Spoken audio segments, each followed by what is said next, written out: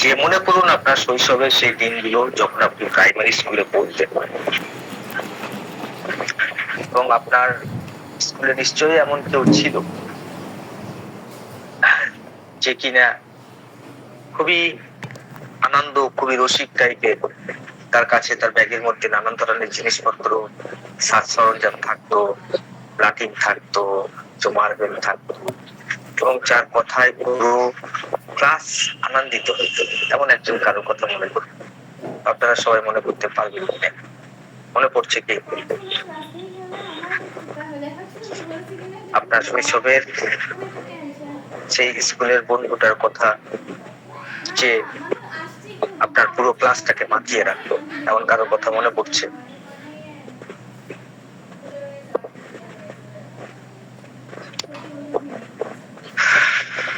Hello, কারো মনে নাই?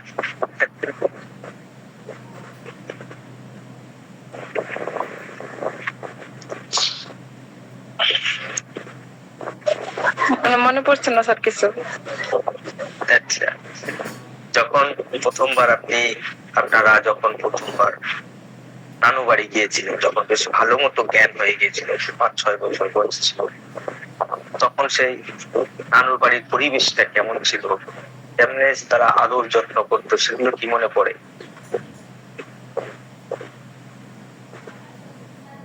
আমার তো খুবই মনে পড়ে। আমার তো খুবই মনে পড়ে যখন একটা সময় ছিল যখন আমি হয়তো ক্লাস 3 বা 2 তে পড়তাম, তখন অনেক দূরে মামার বাড়ি যেতে হতো। দুইটা ট্রেন চলে যেত, দুটা ট্রেন আর একটা বাস। তো যাওয়ার দিনগুলোতে রাত্রে ঘুম আসতো না, এবং যখন নানু বাড়ি ছিল, আমরা ছিলাম একটা শহরে, বর্ধমান শহর, এবং নানু বাড়ি ছিল দক্ষিণ চব্বিশ পরগনায় একটা সমুদ্রের কোলে। তো সেই গ্রাম্য পরিবেশটা, যখন সকালে ঘুম থেকে উঠেছিলাম, একটা সকালের কথা আমার মনে আছে খুব সুন্দর। আমার বাড়ির সামনে ছিল একটা তাল গাছ, আর একটা ছিল কৃষ্ণচূড়া ফুলের গাছ। সকালে যখন ঘুম থেকে উঠি, একটা রৌদ্র আলোক উজ্জ্বল একটা দিন সকাল ছিল, এবং সেখানটায় নিচে কৃষ্ণচূড়া ফুলগুলো নিচে পড়েছিল, এবং কেমন যে একটা আনন্দের স্মৃতি সেটা সেই দিনটা মানে অতুলনীয়। কেমন যেন প্রকৃতি যেন ডাকে, যেন আয় খেলা করতে হয়, এরকম টাইপের ব্যাপার। তো যাই হোক, যাদের যাদের তাদের শৈশবের স্মৃতিগুলো মনে পড়তেছে, তারা কিন্তু খুবই আনন্দিত থাকেন। আপনাদের স্মৃতিশক্তি কমপ্লিট, ঠিক আছে, কোনো সমস্যা নাই। কিন্তু যাদের এখন এই প্ল্যাটফর্মের মধ্যে তাদের শৈশবের কোনো স্মৃতি মনে করতে পারছেন না, তারা কিন্তু খুবই খাতরার মধ্যে আছে, খুবই বিপদের মধ্যে আছেন। তো যাই হোক, আজকের ক্লাস হচ্ছে এই মেমোরি সম্পর্কে। আমাদের মেমোরি পেশেন্টের মধ্যে মেমোরিকে চেক আপ করতে হবে, কেমনে কিভাবে হইতেছে সেগুলোকে বোঝার ব্যাপার আছে। আমরা যদি স্মৃতিশক্তিকে, এই যে আমি এখন যে কথাটা বললাম আপনাদেরকে, হাসির মধ্যে, আনন্দের মধ্যে বা মজা করতে করতে বললাম, কিন্তু কথাটার গুরুত্ব খুব বেশি। যদি আমরা জিজ্ঞাসা করি স্মৃতিশক্তি কি বা মেমোরি কি, স্মৃতি হচ্ছে ব্রেনের একটা অংশ, একটা শক্তি, একটা পাওয়ার, এবং এটা ব্রেনের একটা জটিল প্রসেস, যার মাধ্যমে ব্রেন তথ্য সংরক্ষণ করে, নতুন নতুন তথ্য ব্রেনকে জায়গা দেয়। যেমন আমার কথাগুলো আপনাদের ব্রেনের মধ্যে আস্তে আস্তে প্রবেশ করছে এবং সেগুলো ঠিকঠাক মতো জায়গা নিচ্ছে। তো ফার্স্ট হচ্ছে তথ্য সংরক্ষণ বা এনকোডিং, নতুন নতুন তথ্য গ্রহণ করা। লাইক কিছু মেডিসিন আছে, যেমন লাইকোপোডিয়াম, তারপরে বায়োটাকার, এই সমস্ত মেডিসিন গুলো নতুন নতুন তথ্যগুলোকে নিজের ব্রেনের মধ্যে নিতে গেলে তাদের বিরাট সমস্যা হয়। তারা এক ধরনের কমফোর্ট জোনের মধ্যে থাকে এবং নতুন কোনো চ্যালেঞ্জ, নতুন কোনো ব্যাপার, নতুন কোনো তথ্য সংরক্ষণ করতে বা তাদের ব্রেন অ্যাকসেপ্ট করতে পারে না। তো স্মৃতিশক্তির মোট তিনটে ব্যাপার স্যাপার আছে। প্রথম হচ্ছে কোন তথ্যকে গ্রহণ করা, অ্যাকসেপ্ট করা, ব্রেনের মধ্যে তাকে পারমিট করা, তাকে একটা জায়গা দেওয়া। দ্বিতীয়ত সেগুলোকে সংরক্ষিত করা, যেরকম ফ্রিজের মধ্যে আপনারা মাছ, মাংস, ডিম, দুধ সব সংরক্ষণ করে রাখেন। তো আমাদের মস্তিষ্কে এরকম চিপ লাগানো আছে, এমন কুদরতি চিপ লাগানো আছে যে অনেক অনেক বিজ্ঞানীরা বলে থাকেন যে সারা জীবনে মানুষ তার ব্রেনের বা স্মৃতিশক্তির মাত্র 10%, খুব হাইয়েস্ট 10% ব্যবহার করতে পারে। এতটা মেমোরি, এতটা চিপ লাগিয়ে উপরওয়ালা পাঠাইছে, বুঝছেন? আমাদের হেডমাস্টার অনেক বলতো এই কথাটা, যে মাত্র সারা জীবনে মানুষ তার 10% স্মৃতিশক্তি ব্যবহার করতে পারে। এই স্মৃতিশক্তি কত বাইট, কত কিলো, কত জিবি আপনারা কল্পনা করতে পারেন। তবুও বিজ্ঞানীরা অনেক তথ্য দিয়েছে, কিন্তু সেই তথ্যগুলোর উপরেও আমার বিশ্বাস নাই। দ্বিতীয়ত সব থেকে মজার ব্যাপার হচ্ছে এত স্মৃতিশক্তি, এত তথ্য গ্রহণ করার ক্ষমতা থাকা সত্ত্বেও আমরা ভুলে যাই, আমরা ভুল করি। তো একটা গ্রেট পার্ট হচ্ছে যখন আমাদের কাজের সময়, যখন আমাদের দরকারের সময়, যখন আমাদের এই তথ্যগুলোকে কাজে লাগাতে হবে, তখন আর একটা প্রসেস ব্রেনের মধ্যে অ্যাক্টিভেট হয়, যেটা হচ্ছে তথ্য পুনরুদ্ধার করার প্রসেস। অর্থাৎ প্রয়োজনীয় তথ্যগুলোকে মনে করে সেগুলোকে কাজে লাগানো, অ্যাপ্লিকেশন করা। এই পার্টটা কিন্তু খুবই গুরুত্বপূর্ণ। তো এই হচ্ছে আমাদের মেমোরির যে প্রধান ভাগ। আমাদের মেমোরি সম্পর্কে সামান্য কিছু জেনারেল আইডিয়া থাকা দরকার। তো এই হচ্ছে আইডিয়া। ডক্টর কেন্ট মেমোরিকে খুবই গুরুত্ব সহকারে বিবেচনা করেছেন, এবং আমাদের হোমিওপ্যাথিতে হলোস্টিক অ্যাপ্রোচের মধ্যে মেমোরি সম্পর্কে 2-4টে প্রশ্ন না করলে নয়। তবে এটা একটা গুরুত্বপূর্ণ ব্রেনের পার্ট বা মাইন্ডের একটা অংশ। ফার্স্ট ছিল আমাদের উইল, দ্বিতীয় ছিল আমাদের ইমোশন, তৃতীয় ছিল আমাদের ইন্টেলেকচুয়াল, আর আজকের ক্লাস হচ্ছে মেমোরি। ডক্টর কেন্ট যেভাবে ভাগ করেছেন আমার ক্লাসটা ঠিক সেইভাবে আমি পরিচালনা করার চেষ্টা করতেছি, এবং এটা ব্রেনের একটা গুরুত্বপূর্ণ অংশ। এখানে যদি আপনি একটা দুইটা তথ্য পেতে পারেন, তো সেটা জেনারেল মানে body symptoms, general physical symptoms এর থেকে অনেক বেশি পরিমাণে গুরুত্ব বহন করে, এবং মেডিসিন নির্ণয়ের ক্ষেত্রে এটা একটা গুরুত্বপূর্ণ রোল আদায় করে।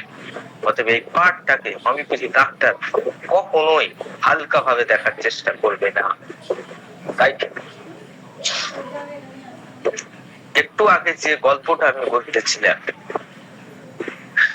যে মানুষের 2 রকম স্মৃতি আছে, 2 রকম না, এটাকে 5 রকম স্মৃতি বলা যায়।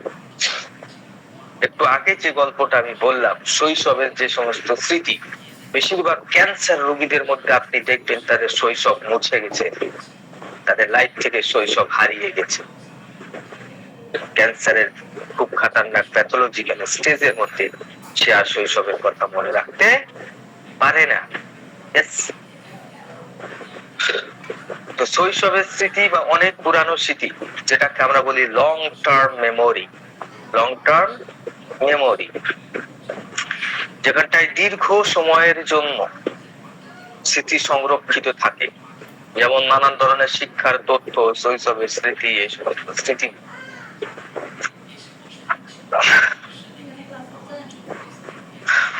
কিছু মেডিসিন আছে যারা হচ্ছে শৈশবের স্মৃতি খুব ভুলে যায়। তার মধ্যে একটা মেডিসিনের নাম আপনারা কেউ বলতে পারবেন? যারা শৈশবের বা খুবই অতীতের অর্থাৎ লং টার্ম মেমোরি ভুলে যায়, তার লং টার্ম মেমোরির কথা মনে থাকে না। যেমন ধরেন কোন 40-50 বছরের বয়স্ক লোকের তার বিবাহের স্মৃতি, কোথায় বিয়ে হয়েছিল, কেমনে হয়েছিল, এখন কি আপনাদের বিবাহের কথা মনে পড়ে? মনে পড়ে তাহলে খুবই ভালো কন্ডিশনে আছে। জীবনের সবচেয়ে দুঃখজনক ঘটনা বা খুবই সুখদায়ক ঘটনার কথা আপনাদের কি মনে পড়ে? রোগীদেরকে প্রশ্ন করার দরকার। যদি তারা মনে করতে পারে তাদের লং টার্ম মেমোরি ঠিক আছে। আমাদের বেশিরভাগ ডাক্তারদের ধারণা যে যা কিছু পড়বো সঙ্গে সঙ্গে মনে করবে, বাচ্চারা সেগুলো ব্রেনের মধ্যে রাখবে, পরীক্ষার খাতায় চেপে দেবে, দেন তার মেমোরি হচ্ছে ঠিক আছে, কোনো সমস্যা না। আর যদি তার থেকে কমে যায় দেন তখন তারা হোমিওপ্যাথিক ডাক্তারগুলো খানাগুলোতে ভিজিট করে এবং সেখানটায় ওষুধের দাবি করে। কিন্তু আপনাদের একটা কথা বলে রাখি, যেখানটায় সবকিছু স্বাভাবিক অবস্থার মধ্যে আছে, যেখানটায় সবকিছু নরমাল কন্ডিশনের মধ্যে আছে, সেখানটায় কোনো ওষুধ কাজ করে না। যেখানে রোগ আছে, যেখানে প্যাথোলজি আছে, শুধু কেবলমাত্র সেই অংশটুকুতে কাজ করে মেডিসিন। অতএব স্মৃতিশক্তি বাড়ানোর কোনো ওষুধ নাই, বুঝলা যান। স্মৃতিশক্তি বাড়ানোর কোনো ওষুধ নাই। হ্যাঁ, ভালো লাইফ স্টাইল, ভালো জীবনযাত্রা, ভালো মানের খাওয়া দাওয়া, ভালো মাত্রায় ডায়েট, ভালো মাত্রায় এক্সারসাইজ, ভালো মাত্রায় ঘুম, এইগুলোই শুধু স্মৃতিশক্তি আপনার অপটিমিক কন্ডিশনে আপনার স্মৃতিশক্তি রান করাবে।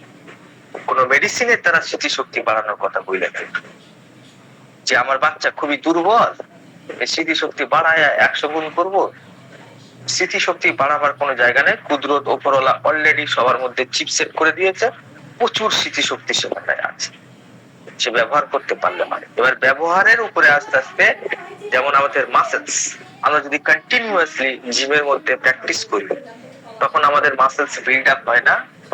একটা রোগা পাতলা ছেলে কি সুন্দর গোল গাল হয়ে যায়, তার পেশিগুলো কত সুন্দর হয়ে যায়। ঠিক ওরকম যারা ব্রেনের চর্চা করতে থাকে, ক্রমাগত পড়াশোনার মধ্যে লিপ্ত থাকে, মনে রাখা তথ্য আবার পরীক্ষার খাতায় লেখা, এই সমস্ত প্রসেসের দ্বারা আস্তে আস্তে আস্তে আস্তে ব্রেনের নার্ভের মধ্যে পাওয়ারের সঞ্চার হয়। এবং যত সেই নার্ভ গুলো যত অ্যাক্টিভ হয়, যত আমরা ইউজ করি, তখন বডি সেই দিকে ধ্যান দেয় এবং সেই দিকে তার বৃদ্ধি, সেখানকার পরিমাণ, সেখানকার নিউরনের নার্ভের পরিমাণ বাড়ায়, গ্রে ম্যাটার, হোয়াইট ম্যাটার, এই সমস্ত ধীরে ধীরে বাড়াতে থাকে। ফলে একটা বোকা মানুষও একটা সময় দেখা যায় সে সায়েন্টিস্ট হয়ে গেছে, সে বিজ্ঞানী হয়ে গেছে, সে একজন বড় ডাক্তার হয়ে গেছে।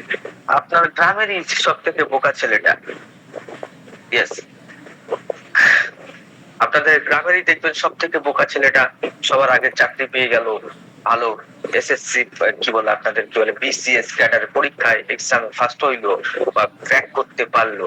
আপনি অদ্ভুত হয়ে ভাবেন এই ছেলেটা তো বাচ্চা বেলায় ওই রকম মেধাবী ছিল না, আজকে হইলো কি করে? সে অ্যাকচুয়ালি চর্চা করেছে।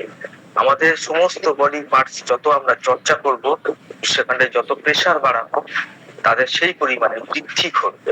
অতএব হোমিওপ্যাথিক ঔষধ দিয়ে স্মৃতিশক্তি বাড়াবো ছেলের, এই উদ্দেশ্যে ক্লিনিকে কখনোই আসবেন না, এটা বিপরীত হবে।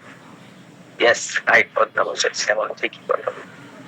অতএব যারা ভাবছেন যে হোমিওপ্যাথি ওষুধে স্মৃতিশক্তি বাড়বে, তারা একটা ভুল ধারণার মধ্যে আছে। হোমিওপ্যাথিক ওষুধ কেবলমাত্র সেখানে কাজ করবে যেখানটায় রোগ আছে, যেখানটায় প্যাথোলজি আছে। আপনার শৈশবের স্মৃতির কথা আপনি মনে করতে পারছেন না, আপনি মনে করতে পারছেন না আপনার বিবাহ বার্ষিকী কেমন, বিবাহর দিনটা কেমন ছিল, আপনার মনে পড়ছে না আপনার জীবনের সব থেকে সুখের ঘটনাগুলো কোনগুলো, আপনার মনে পড়ছে না যে দুঃখের দিন আমার সব থেকে লাইফে কোনটায় হয়েছিল, আপনার মনে পড়ছে না আপনার প্রিয়জনের মৃত্যুর সময় আপনার দিনটা কেমন কেটেছিল।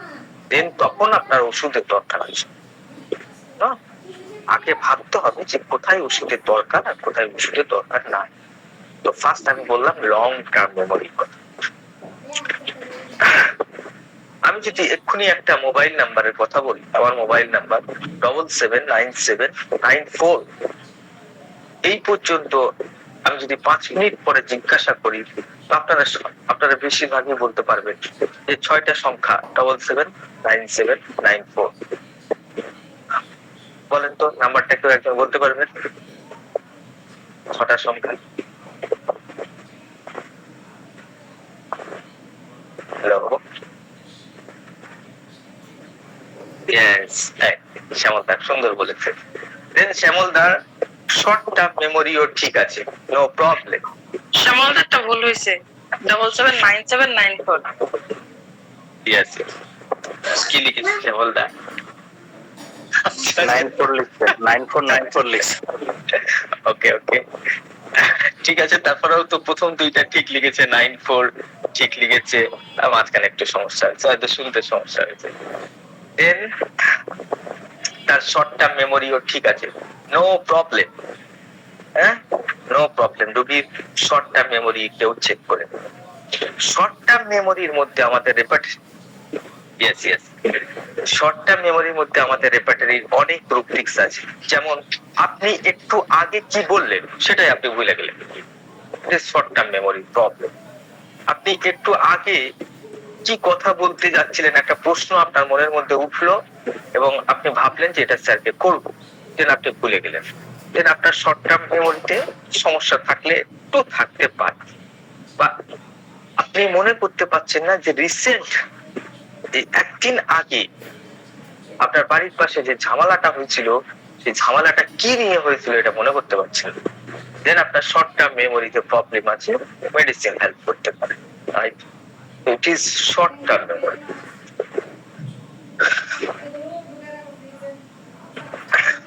রাইট, এই শর্ট টার্ম মেমোরিতে ধরেন আপনি পেশেন্টকে প্রশ্ন করলেন যে আসার সময় গাড়িতে আপনি কোন গাড়িতে করে এসেছেন, আপনি কি রিক্সায় এসেছেন, সিএনজি তে এসেছেন না বাসে এসেছেন, রোগী সে কথা বলতে পারছে না বা বলতে গিয়ে অনেকটা সময় খরচ করছে, তখন আপনি ভাববেন যে এর শর্ট টার্ম মেমোরিতে কোনো একটা সমস্যা হয়েছে। ওকে, তাহলে মূলত এই দুইটা নিয়েই আমাদের হোমিওপ্যাথি ডাক্তারদের কাজ, একটা লং টার্ম মেমোরি, একটা শর্ট টার্ম মেমোরি। আরো কিছু মেমোরি আছে, যেমন প্রসিডিউরাল মেমোরি। প্রসিডিউরাল মেমোরি মানে যেটা ব্যবহারিক অংশ, যেমন যেগুলো দক্ষতা বা স্কিল সম্পর্কে। ওকে, থ্যাংক ইউ শ্যামল ভাই। যেটা দক্ষতা বা স্কিলের সঙ্গে বা দক্ষতার সঙ্গে প্রশ্ন, দক্ষতার সঙ্গে যার সম্পর্ক। যেমন ধরেন একজন উকিল ওকালতি করতে হয় কেমন ভাবে সেটা ভুলে গেছে, কেমন প্রশ্ন করব, কি করব না করব, যেমন লাইক প্রপার্টি। এত বছর ধরে সে উকিলের ওকালতি করতেছে, একটা সময় একটা পার্থক্যের সময় বা 50-60 বছর পরে সে কোর্টে যাইতে ভয় পাচ্ছে যে আমার কিছু মনে থাকে না, আমি কেমনে প্রসিডিউর করবো, আমি কেমনে সওয়াল জবাব করবো, আমি বুঝতেছি না। এটা হচ্ছে তার একটা স্মৃতিশক্তির সমস্যা হতে পারে, এটা প্রসিডিউরাল হতে পারে। বা ধরেন একজন সাইকেল চালিয়েছে 10-15 বছর ধরে, হয়তো সে অনেকদিন সাইকেল চালায়নি, তারপর সাইকেল কেমন ভাবে চালাতে হয় সে বুঝলা গেছে, তার বডির সেই মাসেলস এর যে একটা কোঅর্ডিনেশন ছিল সাইকেল চালাবার সময়, অটোমেটিক যারা সাইকেল চালানো শিখেছে তারা অটোমেটিকলি চালাতে পারে, সমস্যা নেই। তাহলে সেক্ষেত্রে প্রসিডিউরাল মেমোরি, বা যারা হয়তো গান বাজনা আগে বাজাতো, বাঁশি বাজাতো, বা হচ্ছে পিয়ানো বা টাইপ করতো, তো টাইপ কেমনে করতে হয় সেটা বুঝে গেল, এটা প্রসিডিউরাল মেমোরি।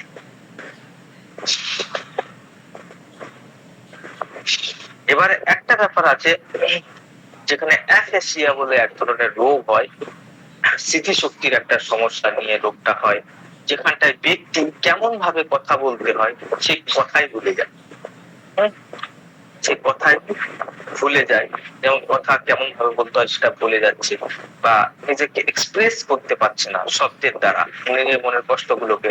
যেমন হয়তো সে বলল মা রঙিন মাছ উঠতেছে, আসলে সে বলতে চাইতেছে যে রঙিন মাছ সাঁতার কাটতেছে, কিন্তু সে বলতেছে উঠতেছে, উড়ে বেড়াচ্ছে। তো এই ধরনের সমস্যা খুবই খতরনাক টাইপের সমস্যা, অনেক সময় মানুষ কেমন ভাবে বলে সেটাই টোটালি ভুলে যায়। এগুলো ব্রেনের নানান ধরনের জটিল সমস্যার ক্ষেত্রে চলে আসে।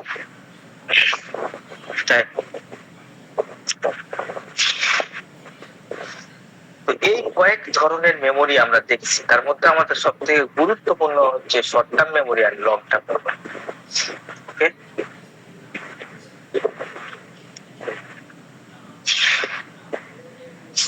এবারে আমাদের কাছে কয়েকটা ওয়ার্ডস আছে, সেই ওয়ার্ডস গুলোকে বুঝতে হবে। নাম্বার 1 হচ্ছে রেপার্টরির মধ্যে আছে যে মেমোরি লস আর মেমোরি উইকনেস বা স্মৃতিশক্তির দুর্বলতা, আর একটা হচ্ছে স্মৃতি লোপ পাওয়া।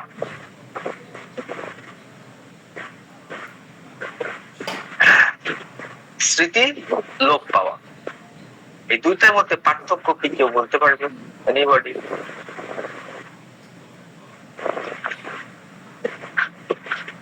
আর মেমোরি লস মানে তার কোনো কিছুই মনে থাকবে না,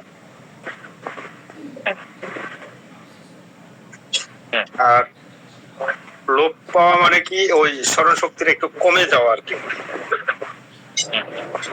মেমোরি লস মানে তার একবারে মেমোরি নাই, আর লোপ পাওয়া স্মৃতিশক্তি একটু কম কম আছে এটা।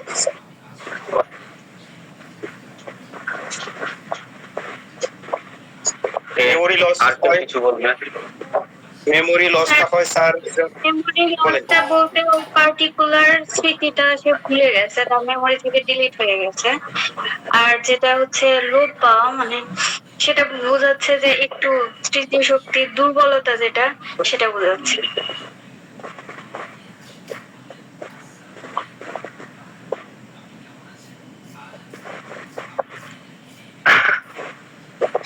আর কেউ কিছু বলবে? আর মেমোরি লসটা হচ্ছে যারা যে মেন্টালি যারা পেশেন্ট, যারা যেমন পাগল টাইপের, তাদের কোনো মেমোরি থাকে না, তারা একদম স্মৃতিশক্তি ভুলে যায়। কোনটা রাত, কোনটা দিন, কোনটা রাস্তা, কোনটা কার বাড়ি, এটা কে, কোন মানুষ, কোন ব্যক্তি, কার নাম, এগুলো কোনো কিছু তার মনে থাকে। আর স্মৃতিশক্তির লোপ পাওয়ার মানে হচ্ছে কিছু কিছু মানুষের শর্ট টাইম লোপ পাইতে পারে, অথবা কারো দীর্ঘমেয়াদী থাকতে পারে এরকম। ওকে, ভেরি গুড। আর কেউ একটু বুঝায় বলে?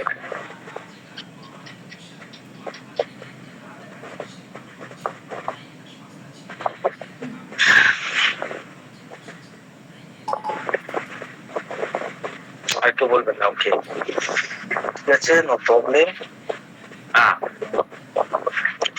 লস অফ মেমোরি, এটুকু বলেন, লস অফ মেমোরি আর উইকনেস অফ মেমোরি কোনটা সব থেকে বেশি ডেঞ্জারাস?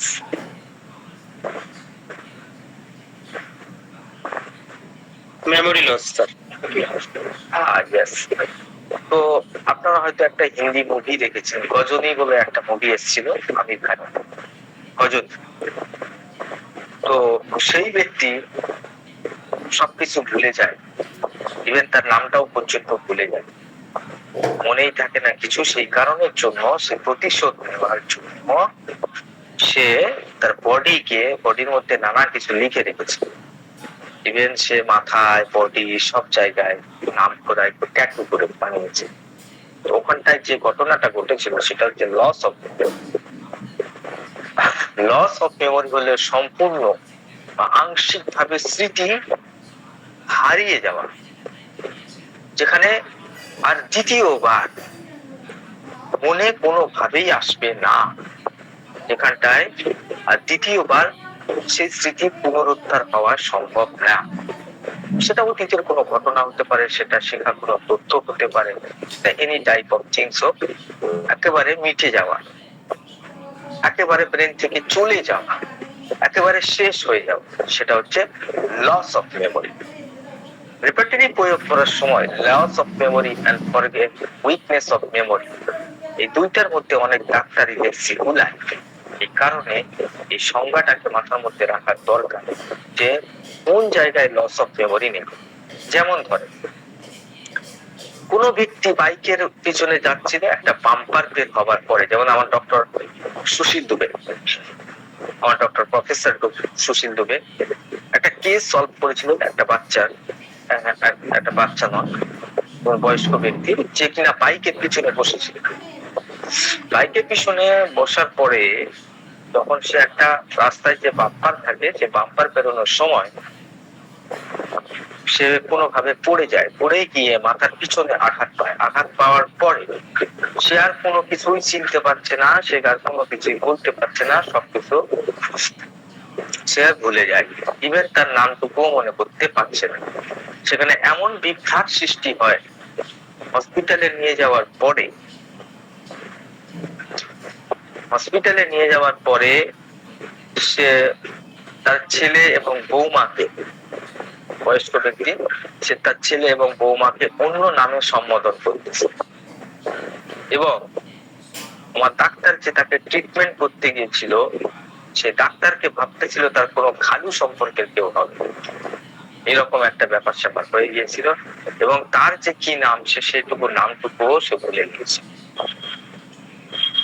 তো ডাক্তাররা ব্রেনের সিটি স্ক্যান করার পরে তাকে যেটুকু ট্রিটমেন্ট দেওয়ার অ্যালোপ্যাথিক ডাক্তাররা তাকে দিয়েছিল, এবং তারা এই স্মৃতিশক্তির ব্যাপারে কোনো সাহায্য হেল্প করতে পারে নাই। মুম্বাইয়ের বিখ্যাত হসপিটাল থেকে তাকে ডিসচার্জ করে দেওয়া হয় এই বলে যে এই কেস আর সলভ করা সম্ভব নয়, বয়স হয়ে গেছে আর ব্রেনের ওই অংশটুকু অকার্যকর হয়ে গেছে, ওটুকু পুনরুদ্ধার করা সম্ভব না। যদি ওষুধ খেতে খেতে কোনো সময় আসবে, না আসলে কিছু করার নাই। তখন তারা আমার স্যারকে ফোন দিয়েছিল এবং আমার স্যার স্পটে গিয়েছিলেন। যাওয়ার পরে সমস্ত কিছু বিবেচনা করে তিনি তাকে আর্নিকা প্রেসক্রিপশন করেছিলেন।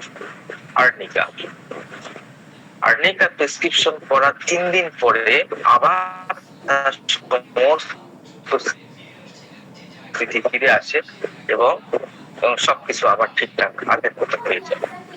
এক্ষেত্রে কনকাশন অফ ব্রেন হেমারেজ বা ইনজুরি অফ ব্রেন, এই সমস্ত সিমটমস এর উপরে বা loss of memory, injury from, এই সমস্ত রুব্রিক্স লাগানোর পরে তিনি আর্নিকাতে পৌঁছেছিলেন এবং আর্নিকা তার স্মৃতিশক্তিকে ফিরিয়ে দেয়। এখানে যে ঘটনাটা ঘটেছিল সেটা হচ্ছে loss of memory. Loss of মেমোরির ক্ষেত্রে বেশিরভাগ সময় দেখা যায় মাথার মধ্যে আঘাত লাগে বা স্ট্রোক হলে, যেখানটায় ব্রেনের ক্ষতি হওয়ার চান্স আছে, বা বয়সকালে যে সমস্ত রোগগুলো হয়, ডিমেনশিয়া, সেখানটায় 80, 90, 100, 110 বছর বয়স হয়ে যাচ্ছে, আস্তে আস্তে তার স্মৃতি লোপ পাইতে থাকে। তখন সে আর কোনো কিছুই মনে করতে পারে না। ইভেন অনেক সময় সে তার সন্তানদেরও ভুলে যায়, তার সন্তানের কটা ছেলে মেয়ে সেটাও ভুলে যায়।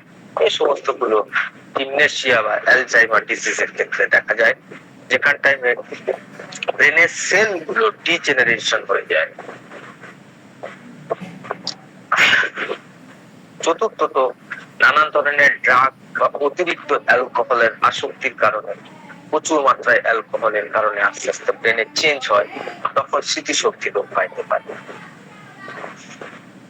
স্মৃতিশক্তি লোপের বেলায় 2টা ঘটনা ঘটে। 1 নম্বর, ওই সমস্ত বয়স্ক ব্যক্তি যারা ডিমেনশিয়ায় ভুগতেছে, যারা কোনো কিছুই আর মনে করতে পারে না, তাদের নতুন স্মৃতিশক্তি আর তৈরি হয় না, আর পুরানো স্মৃতিশক্তি তো অলরেডি সে হারিয়ে ফেলে। ফলে অনেক সময় আইডেন্টিটির প্রবলেম হয়ে যায়, যে সে কে সেটুকুই সে ভুলে যায়।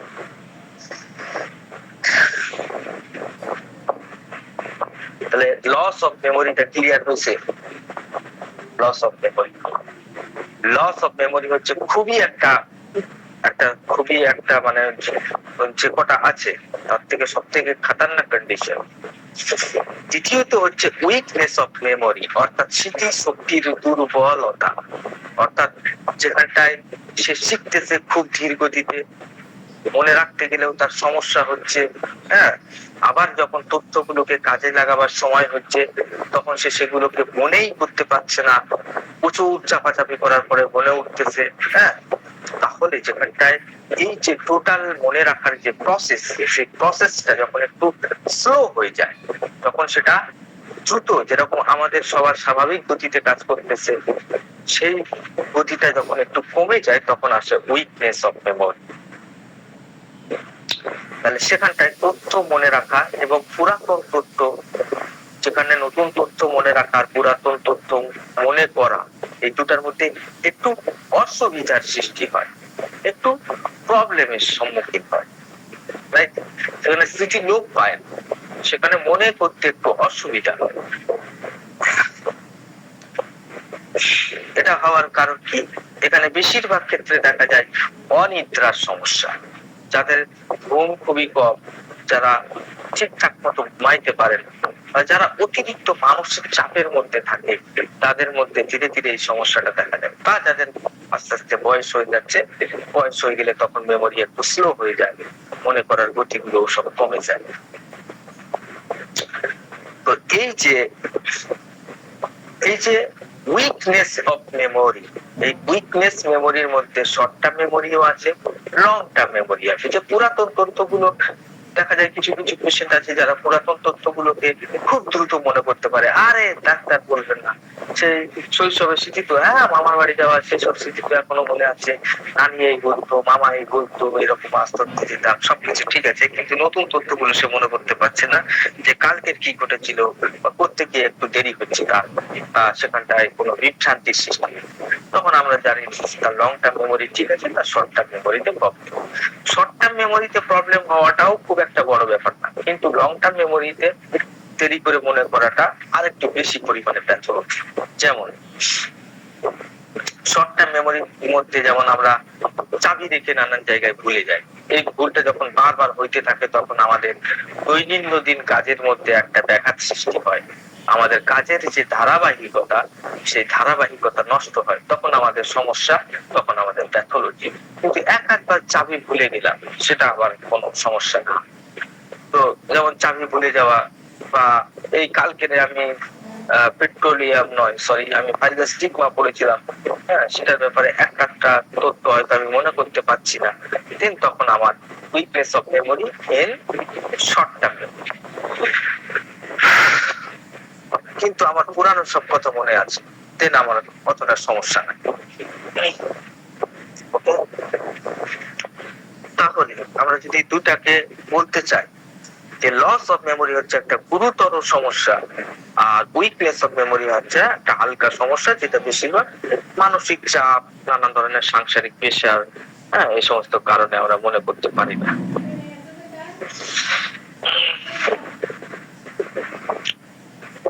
আচ্ছা, এইবারে আশা করছি উইকনেস অফ মেমোরি এবং লস অফ মেমোরির মধ্যে পার্থক্যটা সুস্পষ্ট হয়েছে, তাই না?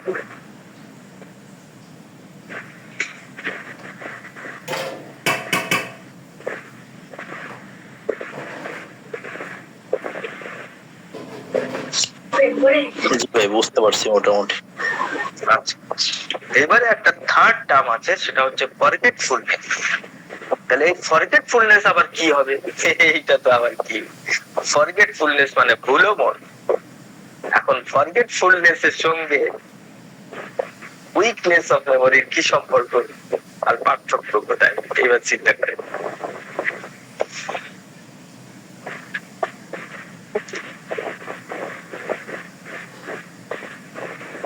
ফরগেটফুল হলো ভুলে যাওয়া স্যার, ভুলে যাওয়ার রোগ।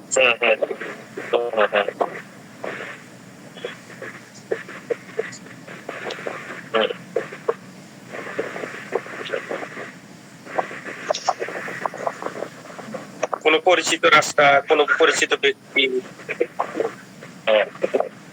স্মরণ করতে পারে না, ভুলে যায়। অথবা ব্যক্তিকে চিনে নাম মনে থাকে। এটাও উইকনেস মেমোরির মতোই একটা ব্যাপার, কিন্তু ফরগেটফুলনেস বা ভুলো মনে হওয়া এটা কিন্তু উইকনেস অফ মেমোরির থেকে কম পরিমাণের সমস্যা। ধরেন সাধারণ কোনো তথ্য ভুলে যাচ্ছেন, একটু কিছুক্ষণের জন্য ভুলে গেলেন, আবার মনে উঠলো। যেমন ধরেন আমি কথা বলতেছি, বলতে বলতে আমি একটা ওয়ার্ড ভুলে গেলাম, কি যেন ওটা, কি যেন একটা ফের চড়াস করে মনে করলো।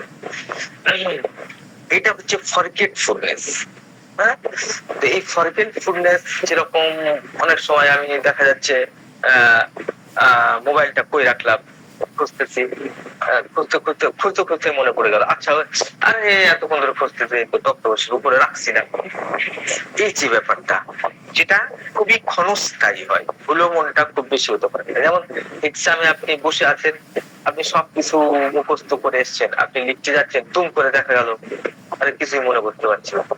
তারপরে পরীক্ষার হল থেকে বেরোলেন, আর সঙ্গে সঙ্গে মনে পড়ে গেল, আরে যা এটাই তো অ্যান্সার ছিল, এটা বললাম কেন। এটা হচ্ছে ভুলে মন বা ভুলে যাওয়া, ফরগেটফুলনেস এটাকে বলবো। এখানে উইকনেস অফ মেমোরি নয়, এটা হচ্ছে কি বেশিরভাগ ক্ষেত্রে একটু অমনোযোগী হওয়ার কারণে ঘটে থাকে।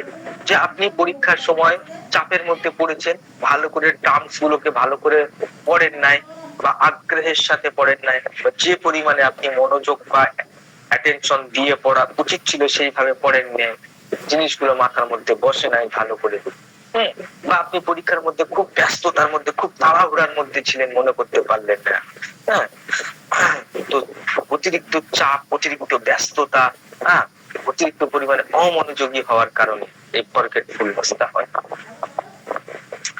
বুঝতে পারছেন? তো এখানটায় অ্যাকচুয়ালি উইকনেস এর মধ্যে না হলেও একটু প্যাথোলজি ছিল, তাই না?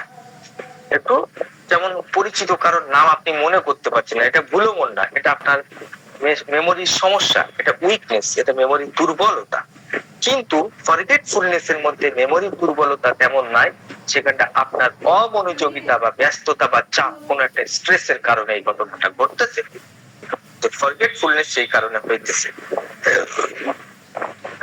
এক্ষেত্রে মনোযোগের অভাব বা অতিরিক্ত ব্যস্ততা বা ঘুম না হওয়া এইগুলো বেশি থাকে।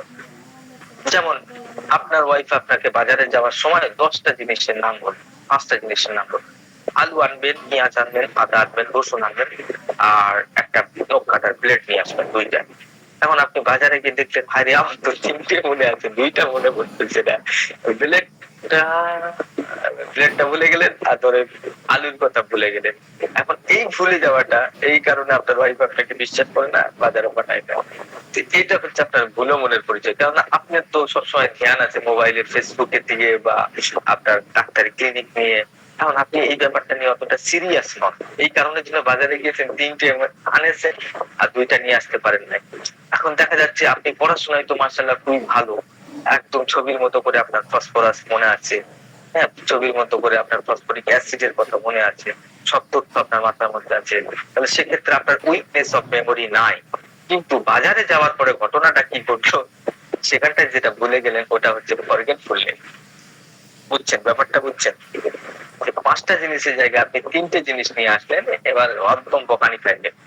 এটা আপনার ভুলো মনের কারণে হচ্ছে। আপনার ওই বললেন, আর আপনি এত ভুলো মন কেন, 5টা জিনিস বললাম, 2টা নিয়ে আসলেন, 3টা নিয়ে আসলেন, 2টা নিয়ে আসতে পারলেন, কি যে করেন, কেমনে ডাক্তারি করেন আল্লাহ।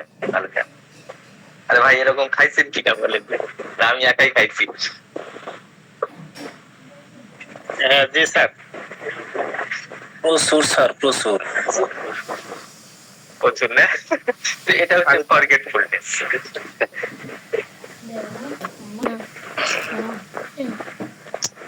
উইকনেস অফ মেমোরির ক্ষেত্রে আপনি দেখবেন পরিচিত মানুষের কথাও মনে করতে আপনার দেরি হইতেছে।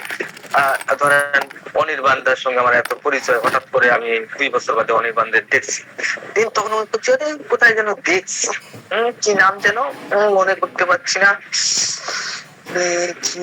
আমি হয়তো শ্যামল বলে ডাইকা বসলাম। এখানটায় উইকনেস অফ মেমোরি কাজ করছে, এটা ফরগেটফুলনেস।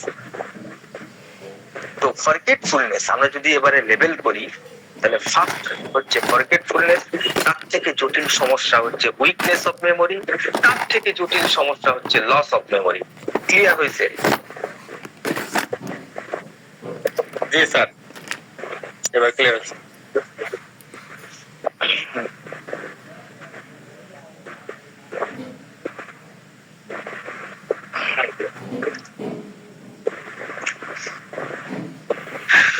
এইবারে ধরেন, এবার আমি আপনাকে একটা এক্সাম্পল দেব। ধরেন পরীক্ষার খাতায় আমি 2টা উদাহরণ দিচ্ছি। পরীক্ষার খাতায় আমি কি করলাম,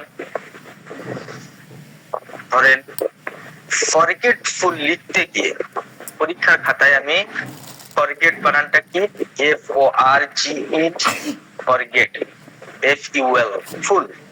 এখন ফরগেটফুল বানানটা লিখতে গিয়ে আমি ইর জায়গায় এ লিখে বসলাম, ফরগেটফুল লিখে ফেললাম, FORGET, ফরগেট, বা এফ এর জায়গায় পি লিখে বসলাম, PORGET, ফরগেটফুল লিখে ফেললাম। এখন এটা আপনারা বলেন, এটা কোন, এই যে 3টে ব্যাপার বললাম, কোন জায়গায় স্থান দিবেন? আর একটা এক্সাম্পল দিই, এই 1 নম্বর এক্সাম্পল, 2য় নম্বর এক্সাম্পলের একটা কথা বল। আমি যখন ক্লাস,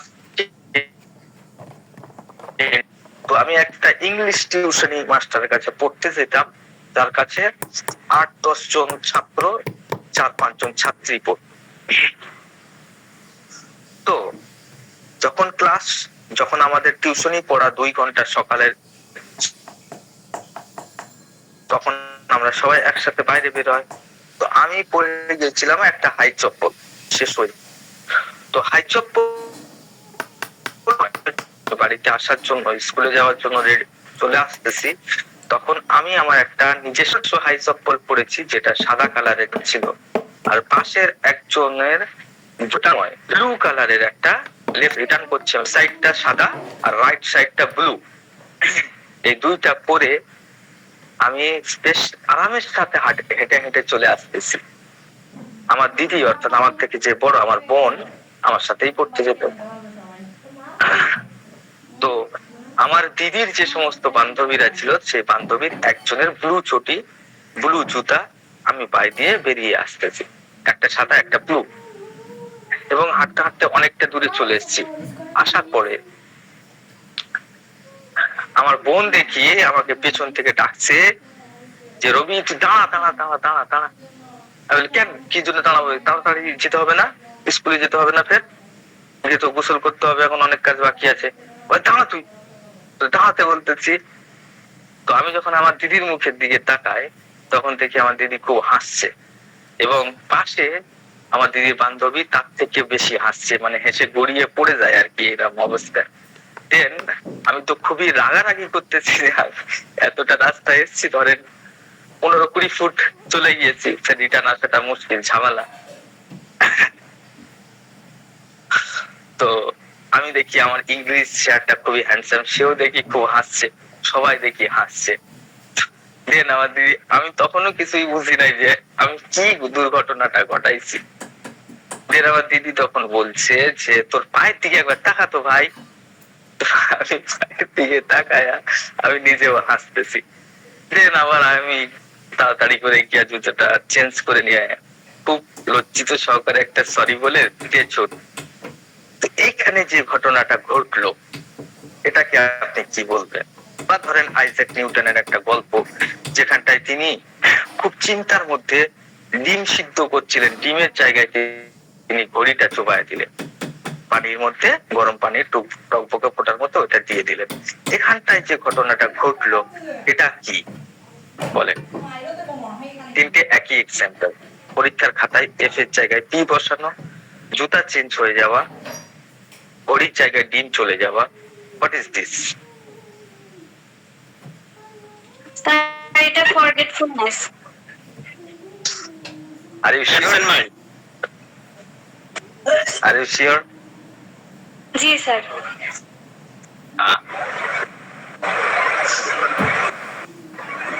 আর কেউ কিছু বলবেন? স্যার ফরগেটফুলনেস হবে sir. Okay. It is not forgetfulness, it is not absent mind. Absent mind অনেকটা মনের ভুল বলে, মনের ভুল। আর এটা কি বলে? আরে ইংরেজিতে বলে। এই ঘটনাটাকেই যদি আপনি রেপার্টরির মধ্যে সার্চ দিতে যান, কোথায় গিয়ে খুঁজবেন? ধরেন এই ঘটনাটা খুব রিপিট হচ্ছে আমার ক্ষেত্রে, আমি প্রায় সব জিনিস এরকম ভুল করতেছি, তখন তো এটা প্যাথোলজি, তখন এটাকে তো আমাকে রোগীর মধ্যে নিতে হবে।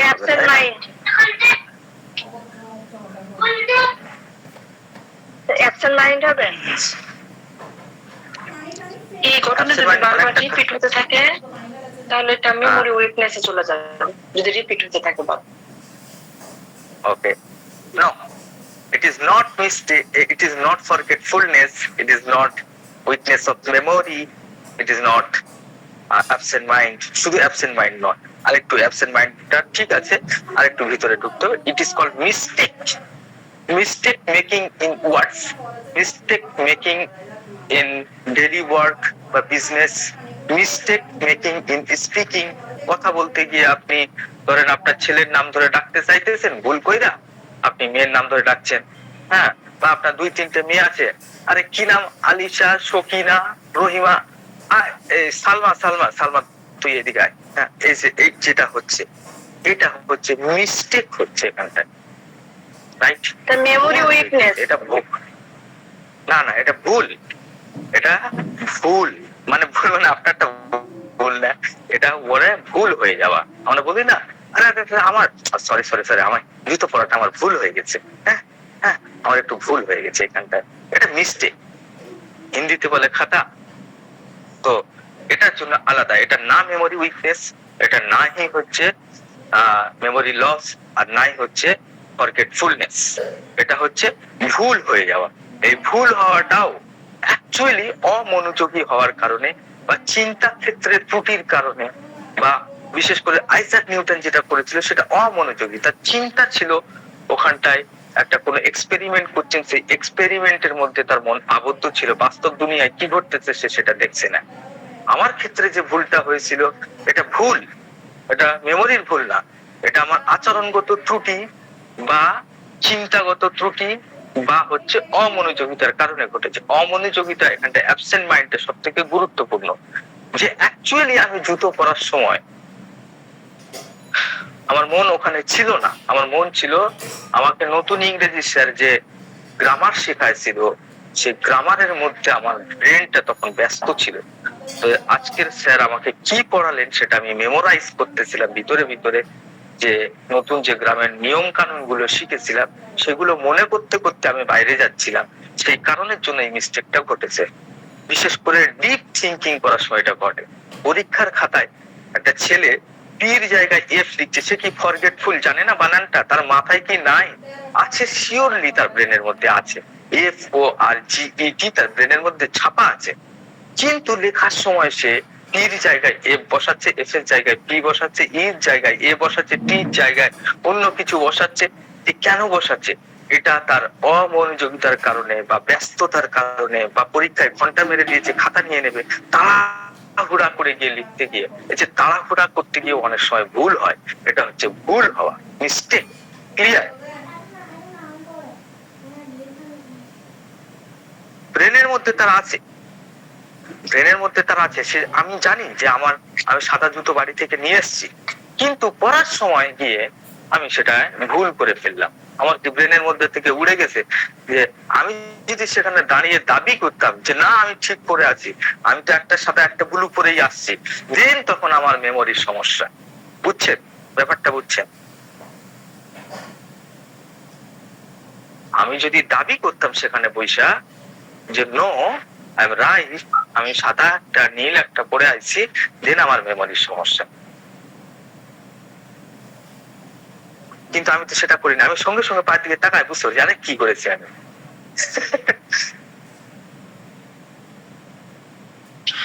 এটা ঠিক আছে স্যার, আপনি কিন্তু বলছেন যদি হ্যাঁ এটা বুঝতে পারছি, বাট বারবার যদি এটা রিপিট হতে থাকে, তাহলে মিস্টেকটা যদি বারবার হতে থাকে, রিপিট এন্ড রিপিট, সেসব কাজে এরকম ভুল করছে, তো সেক্ষেত্রে আমরা এটা কি দেবো? তখনও কি মিস্টেকে ধরবো? তখন মিস্টেকের মধ্যেই থাকবে, কেননা মিস্টেক হলে মানুষ বুঝতে পারবে। যখনই আমাকে কেউ মনে করিয়ে দিচ্ছে যে তুমি পায়ের দিকে তাকাও, তখন আমি মনে করতে পারছি, তখন কি তার সেটা কি ব্রেনের মধ্যে ছিল কি ছিল না? আপনি এটা বলেন, স্বীকার করলো কেন?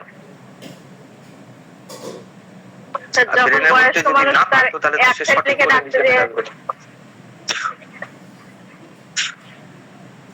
যখন না ভুল করে বারবার একজনকে ডাকতে যাওয়া অন্যজনকে ডাকে, তখন কি হবে? তখনও মিস্টেক, তখনও মিস্টেক। একটা ছেলে জায়গা আরেকটা ছেলে, আরেকটা ছেলে জায়গা আরেকটা ছেলে, না মিস্টেক দ্বারা হইতেছে, সে হয়তো অন্য কিছু চিন্তা করতেছে সেই কারণে হইতেছে। এবার একটা ক্ষেত্রে এটা মেমোরির উইকনেস হবে যখন দেখা যাচ্ছে সে বুঝতেছে যে আমি ঠিক, আমি আসলে ওই নামটা বলার সময় তার যে ব্যাপারটা আছে, হয় সে অ্যাবসেন্ট মাইন্ড বা খুব ব্যস্ততার মধ্যে ছিল, বা হচ্ছে কি সেখানটা যদি খুব বয়স্ক ব্যক্তি হয় তাহলে হয়তো আমরা সেটাকে একটু উইকনেস এর মধ্যে বিবেচনা করব, কেননা সে সঠিক জিনিসটাকে রিকল করতে গিয়ে অ্যাকচুয়ালি এখানটায় যে বারবার একটা একটা করে নাম চলে আসতেছে, এই যে তথ্যটাকে ফের বাইরে বের করে আনতে গিয়ে অনেকটা সময় নিচ্ছে, অনেকটা চিন্তা, একটা অবকাশের পরে সে সেই নামটা বলতে পারছে, দেন সেটা উইকনেস অফ মেমোরিতে চলে আসবে, তখন সেটা ফরগেটফুলনেস নয়। Good question.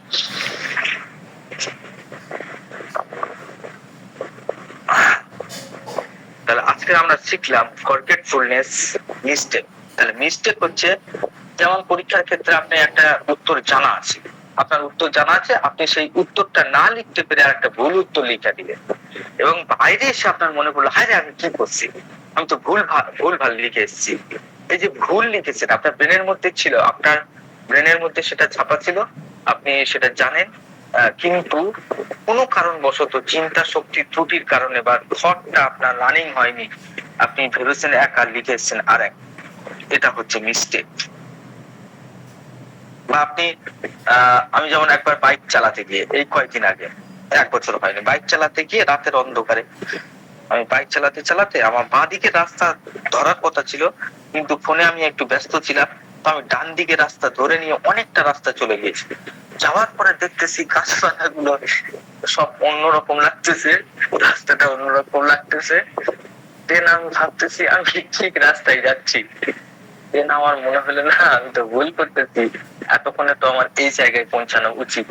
দেন আমি আবার ফের বাইক ঘুরিয়ে দেখলাম না সত্যি আমি ভুল করেছিলাম, এটা ভুল, এটা মিস্টেক।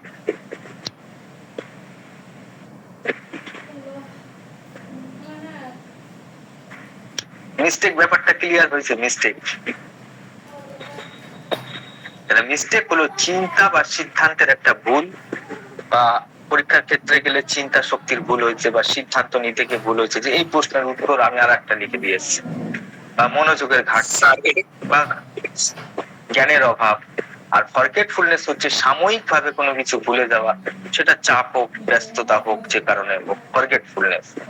যেমন আমার 4-5টা জিনিস বললো, আমি 3-4টা মনে রাখতে পারবো, 5টা ভুলে গেলাম, ফরগেটফুলনেস। বাজার করে আসলাম, বাজার করে ওখানটায় রাইখা বাড়ি চলে আসলাম, ফরগেটফুলনেস। উইকনেস অফ মেমোরি হলো সত্যিকারের অর্থে স্মৃতিশক্তি দুর্বল হয়ে যাওয়া, সেটা অপুষ্টির কারণে হোক, পার্থক্যের কারণে হোক, তখন অনেক চেষ্টা করে মনে করতে হয়। আর লস অফ মেমোরি হলো একেবারে স্মৃতিশক্তির লোপ হওয়া, right? Sir mistake of mind যেটা, সেটা স্যার ওই অ্যাবসেন্ট মাইন্ডের কারণে হয় স্যার বেশিরভাগ ক্ষেত্রে, কিন্তু এটা একটা আলাদা প্রসেস। তো অ্যাবসেন্ট মাইন্ড তো মানুষ অনেক ভাবেই করতে পারে, তাই না? এইবারে আসেন রেপার্টারি চর্চায়। তাহলে এবারে আমরা রোগীকে কি প্রশ্ন করবো? তা ভুলে যাওয়া যেমন হচ্ছে অ্যানাকার্ডিয়াম বা রাইটাকার্ড, এই সমস্ত মেডিসিন গুলো খুবই আসে। মানসিক বিভ্রান্তির শিকার হওয়া, হ্যাঁ, স্মৃতিশক্তি ধীরে ধীরে দুর্বল হয়ে যাওয়া, ক্যালিয়াম ফস আছে গুরুত্বপূর্ণ মেডিসিন। স্মৃতিশক্তি শৈশবের কথা মনে না থাকা, অ্যালুমিনা, লাইকোপোডিয়াম, এই সমস্ত মেডিসিন। আবার কিছু কিছু পেশেন্ট আছে যেটা বলা হয়নি, তাদের এত বেশি স্মৃতিশক্তি যেটা কল্পনা করা যায় না, ফটোগ্রাফিক মেমোরি যাদেরকে বলা হয়, অতিরিক্ত স্মৃতিশক্তি কাজ করে। ফলে তারা আজীবন কোনো তথ্য সে ভুলেই না। কাল কি হয়েছিল তার মনে আছে, পরশু সে গিয়েছিল মনে আছে, তার আগের দিন। বিশেষ করে আমাদের ব্রেন অপ্রয়োজনীয় জিনিসগুলোকে মিটায় ফেলে। এটা আল্লাহর একটা রহমত যে আমরা ভুলতে পারি। ভুলতে না পারাটা যে কত কষ্টকর, সেটাও একটা প্যাথোলজি। যে বাপ মরে গেছে, সে বাপ মরে যাওয়ার পরে যে কষ্টটা, সেই কষ্টটা তার স্মৃতির মধ্যে এমন ভাবে, মানে তার অ্যাক্টিভ মেমোরির কারণে সেটা একদম হুবহু মনে আছে। হয়তো সেটা 10 বছর আগে, কিন্তু হুবহু সে কটা লোক এসেছিল, কেমনে কি হয়েছিল না হয়েছিল, সব মনে আছে। মনে থাকাটা কিন্তু একটা বড় সমস্যা, তাই না? যারা কোনো কিছুই ভুলতে পারেন না, তাদের যে কতটুকু কষ্ট লাইফে তারা বহন করে, সেটা তারাই জানে। তো ভুলে যাওয়াটাও একেবারে ভালো জিনিস, কিন্তু অতিরিক্ত স্মৃতিশক্তি ভালো নয়। ওই জন্য যে কোনো জিনিস বাড়াবাড়ি রকমের, সেটা খারাপ। তো এরকম বাড়াবাড়ি ধরনের স্মৃতিশক্তির অধিকারী কোন একটা মেডিসিনের নাম বলতে পারবে?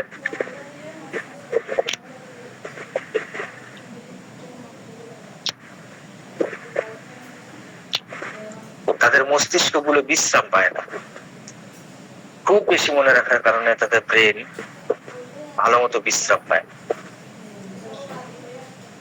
ফসফরাস, কোস্টিকাম হতে পারে, আমরা রেপার্টারির মধ্যে দেখে নেবো। তবে আমার কফি আর ফ্রুটার কথাটা মনে আসতেছে। এবারে রোগীর সাথে আমরা কিভাবে বুঝবো যে এগুলো ক্লিনিক্যালি ভাবে কিভাবে ইনভেস্টিগেট করবো? ক্লিনিক্যালি ভাবে আমরা প্রশ্ন করতে পারি যে প্রশ্ন সবার আগেই করা যায়, খুব সুন্দর একটা জেনারেল প্রশ্ন, যে আগের মতো আপনি কি স্মরণ শক্তি কি আপনার আগের মতোই আছে না বর্তমানে অনেক কমে গেছে? এই প্রশ্নটা করার পরেই রুগী গড়গড় করে সবকিছুই বলতে থাকবে, তার মধ্যে থেকে আমরা অনেক তথ্য পেয়ে যাবো। প্রশ্নটা মনে রাখেন যে আপনার স্মৃতিশক্তি কি আগের মতোই আছে, ব্যাস এইটুকু বললেই বাকিটুকু বেশি বলে শুনে না। একটা আমার তো স্মৃতিশক্তি আগের থেকে অনেক কমে গেছে, আগে আমার এই ব্যাপার ছিল, আগে আমার ওই ব্যাপার ছিল, বেশিরভাগ ক্ষেত্রে দেখবেন অপ্রয়োজনীয় তথ্য আসছে। স্মৃতিশক্তি প্রায় সবারই ঠিক থাকে, কিছু যেখানে জটিল রোগ থাকে সেখানেই দেখবেন স্মৃতিশক্তি লোকের ব্যাপার আসছে।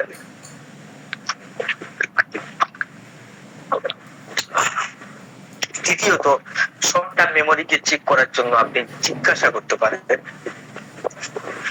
যে আপনার সোজা প্রশ্ন, যেগুলো আমাদের সত্যিকারের প্যাথোলজি মনে হবে। পড়াশোনা ভুলে যাচ্ছে বাচ্চা, সেটা তো খুবই স্বাভাবিক ব্যাপার, পড়াশোনা ভুলবে না, মনোযোগ সহকারে হয়তো পড়ে নেই, অ্যাবসেন্ট মাইন্ড সহকারে পড়েছে, বা হচ্ছে কি ঠিক মতো কনসেন্ট্রেশনের প্রবলেম আছে, কনসেন্ট্রেশন করতে পারছে না, সেই কারণে ভুলে গেছে। স্মৃতিশক্তির সমস্যা কই থেকে আসতেছে?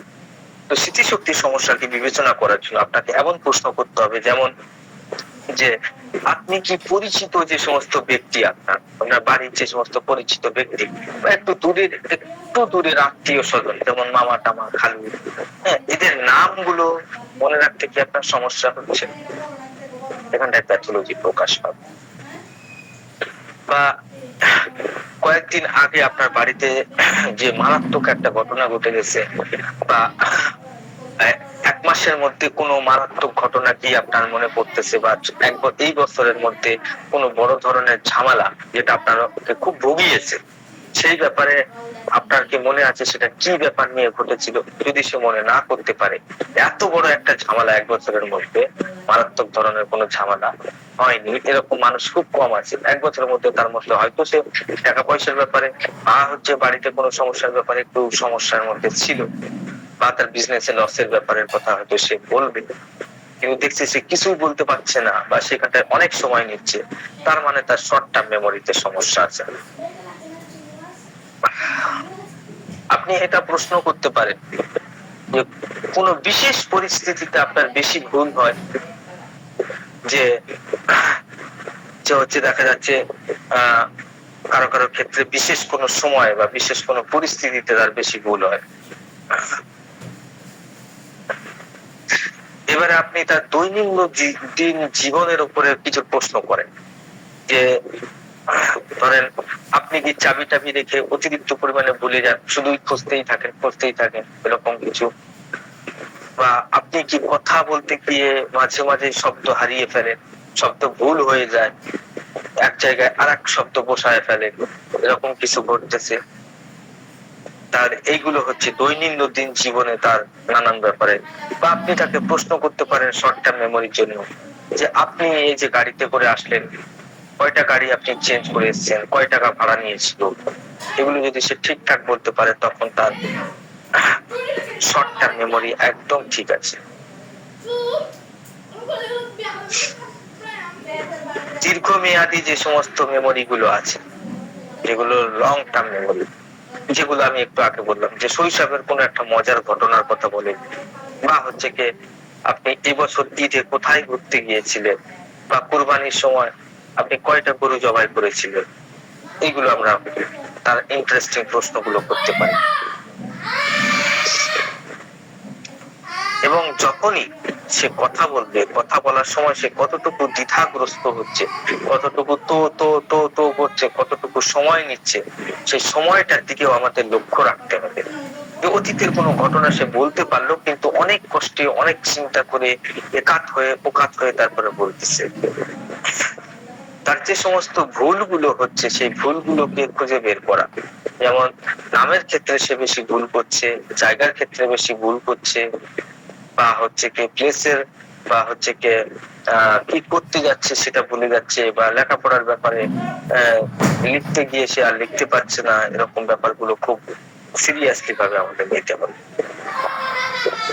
তাহলে আমাদের রোগীর মধ্যে রোগীর স্মৃতিশক্তি কেমন, তার ভুলে যাওয়াটাও ভালো, কিন্তু ভুলে যাওয়ার ধরনটা কেমন সেটাকে বুঝতে হবে।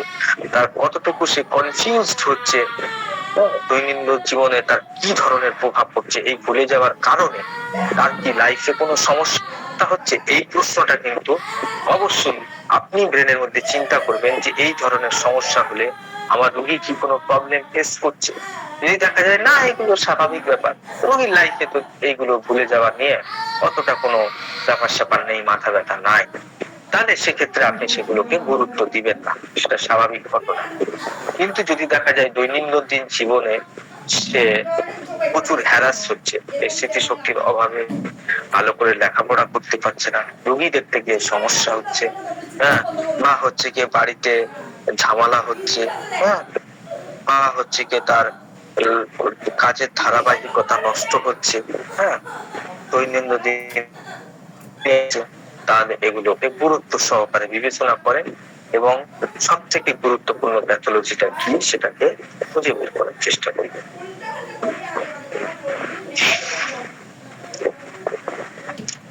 এইবারে আসেন রেপার্টরিতে। এই সমস্ত কিছু যা কিছু আমি বললাম সবকিছু আপনারা রেপার্টরি করতে পেয়ে যাবেন, তার জন্য আমাকে 1 মিনিট সময়।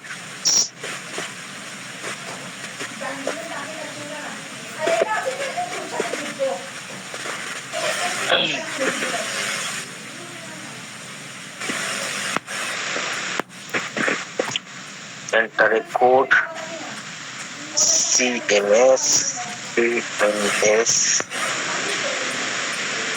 WR QI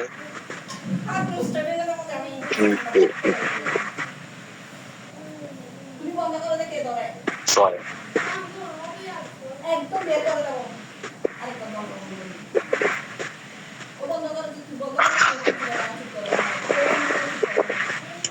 then share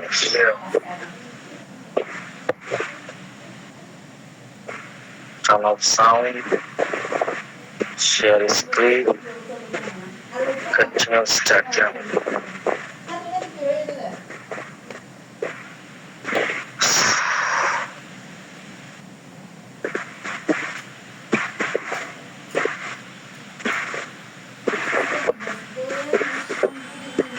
যাদের খুব বেশি পরিমাণে মনে থাকে যে কারণের জন্য তারা সমস্যার মধ্যে ভুগছে, সেখানটা আমাদের গুরুত্বপূর্ণ মেডিসিন, যেমন কফিয়া ক্রুটা একজন কি বলেছিল কোস্টিকাম, তাই না? যারা অতিরিক্ত মনে করে, বাট দুঃখের ব্যাপার কোস্টিকাম এখানে নাই। তো অ্যাক্টিভ মেমোরি, যারা খুব বেশি পরিমাণে মনে রাখতে পারে, ভুলতেই পারে না কোনো ঘটনা, সেটা দুঃখের ঘটনা হলে তো আর শেষ নাই। সেখানটায় আমরা দেখতে পাই নেট্রামিওর, যে ডুয়েলিং করে, যে সে অতীতের ঘটনাগুলোই শুধু সারাদিন মনে করে বসে বসে, এত ডুয়েলিং করে। নেট্রামিওর। ওপিয়াম, ওপিয়াম অনেক সময় অ্যাক্টিভ হয়, অনেক সময় প্যাসিভ হয়। যখন অ্যাক্টিভ হয় তখন তার সব কিছু মনে পড়ে। আমরা কিছুদিন আগেই পড়লাম ফসফরাসের কথা, ঠিক আছে, ফসফরাস অতিরিক্ত ভালো মতো মনে করতে পারে। কফিয়া ক্রুটা, ল্যাকিস, এই সমস্ত মেডিসিন গুলো, এছাড়া নাক্সভমিকা, নাক্সমস্টেটা, ক্যালকেরিয়া, খুব মনে রাখতে right. Loss of memory, apoplexy after stroke হওয়ার পরে দেখা যাচ্ছে সমস্ত স্মৃতি একদম মিটে গেছে, হ্যাঁ, ব্রেন স্ট্রোক করার পরে। দেন হচ্ছে লস অফ মেমোরি,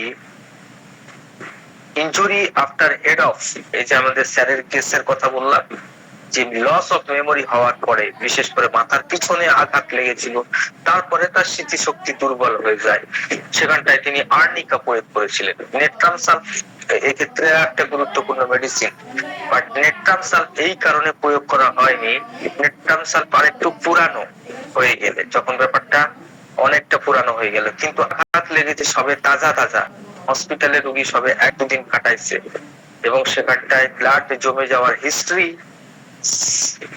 হচ্ছে কি সিটি স্ক্যানের মধ্যে আসতেছে, সেই জন্য অ্যাবজর্বেশন অফ ব্লাড বা ব্লাডের ওখানে একত্রিত হওয়ার কারণে, ব্লাড কনজেশন হওয়ার কারণে, ওই জন্য আর্নিকাকে এই ক্ষেত্রে খুবই দক্ষতার সাথে আমার প্রফেসর প্রয়োগ করেছিলেন, head of arnica, right. Loss of memory epileptic after, অর্থাৎ মৃগীর দৌড়া আসার পরে সবকিছু ভুলে গেল, এরকম ব্যাপার হইলে zincum metallicum is very good medicine. Loss of memory.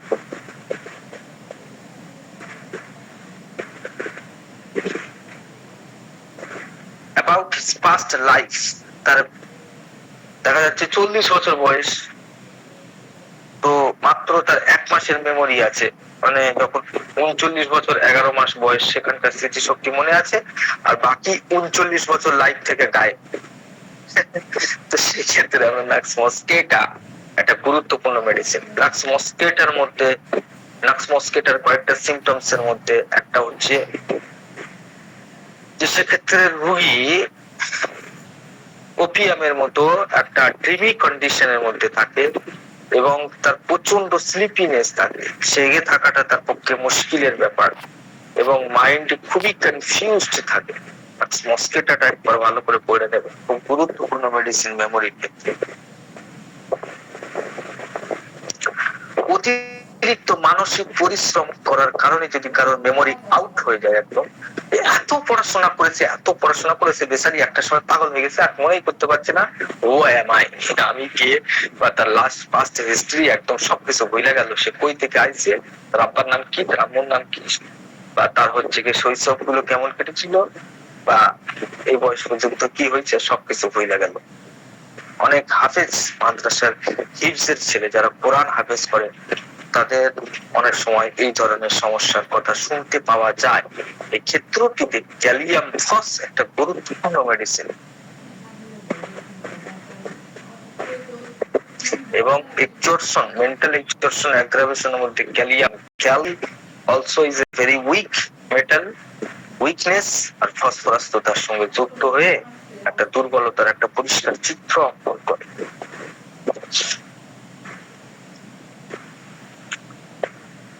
Loss of memory sudden, হঠাৎ করে দেখা যাচ্ছে সমস্ত মেমোরি শেষ, মনে করতে পারছে না আমি কে, কেমন, আমি কোথায় থেকে আইছি, আমি কি কি লেখাপড়া করেছি, কিছুই মনে করতে পারছে না। সিফিলিনাম ওই ক্ষেত্রে একটা গুরুত্বপূর্ণ মেডিসিন। সান স্ট্রোক আফটার, প্রচন্ড মাথায় রোদ ফোদ লেগে অজ্ঞান টজ্ঞান হয়ে গিয়ে তারপরে দেখা যাচ্ছে রাস্তার মাঝখানে একটা লোক পড়ে আছে, প্রচন্ড ধূপ, মাথার উপরে সূর্য গনগন করে জ্বলতেছে, তারপরে আসে হতভম্ব হেবা চাকাকে পয়সা একদম চোখ বড় বড় করে এদিক ওদিক তাকাইতেছে, কিছুই মনে করতে পারছে না। Then glonoine is very good medicine, also anacardium lachesis প্রয়োগ করা যেতে পারে।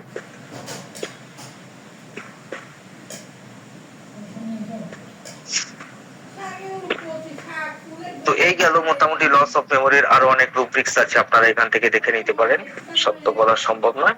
লস অফ মেমোরির এতগুলো ব্যাপার আছে।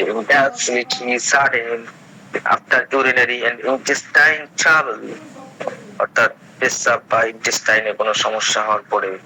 অ্যাপোপ্লেক্সি আফটার, এটা তো বললাম। মৃগী দৌড়ের পরে, কিছুদিন আগে আমার ভাই হঠাৎ করে থানায় একটা বিচার সালিসি সবাই যাওয়ার সময় চিন্তা করতে করতে দুম কইরা খেঁচে খাঁচে পড়ে গেল।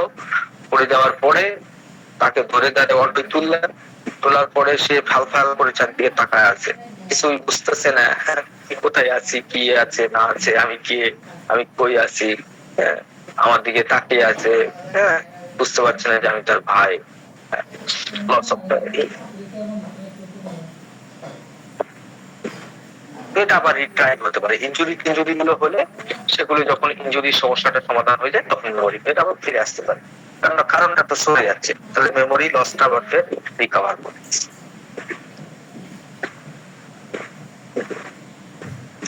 রাইট,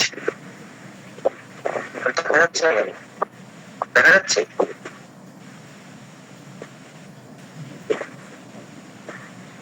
না স্যার, দেখা যাচ্ছে না। হ্যালো,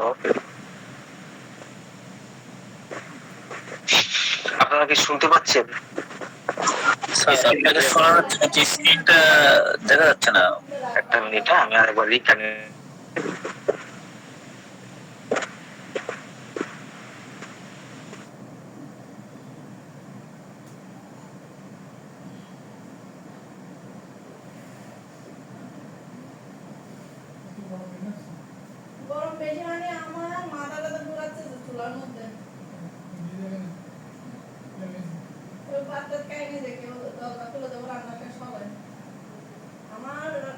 হ্যালো, শুনতে পাচ্ছেন?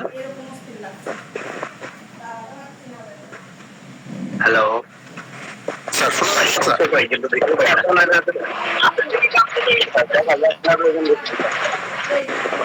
আচ্ছা ঠিক আছে, আরেকবার ট্রাই করি। হ্যাঁ,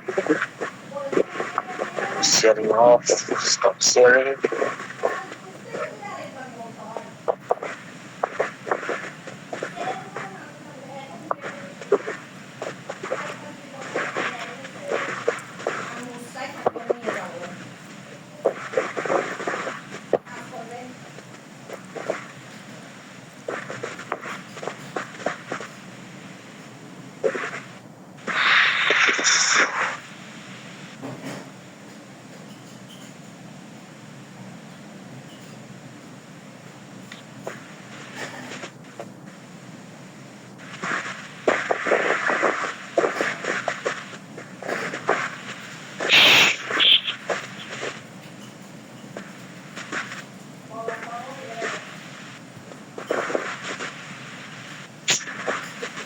সমস্যা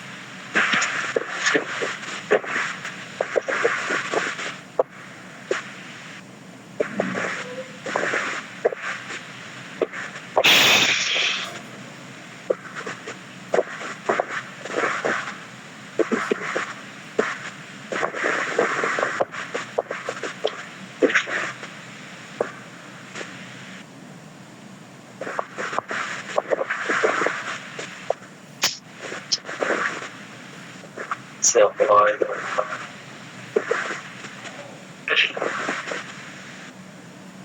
তো আপনারা যাদের রেপার্টরি আছে তারা খুলে, এটা সমস্যা হচ্ছে mind memory loss of memory apoplexy after.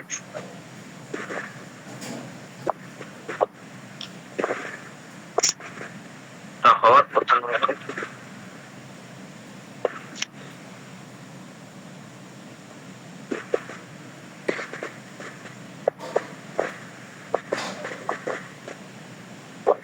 ওকে,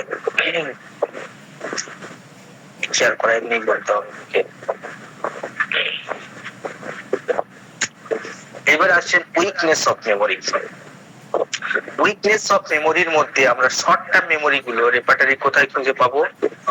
যেমন হচ্ছে memory weakness of memory fact for recent fact for, অর্থাৎ ইদানিং যে সমস্ত ঘটনাগুলো ঘটছে সে সম্পর্কে রোগী মনে করতে পারছে না। এখানে রুটা একটা গুরুত্বপূর্ণ মেডিসিন। তাহলে রুব্রিক্সটা হচ্ছে memory weakness of memory fact for recent fact. তো নিচেই একটা ক্রস রুব্রিক্স আছে, mind memory short term memory, short term memory poor. ওকে,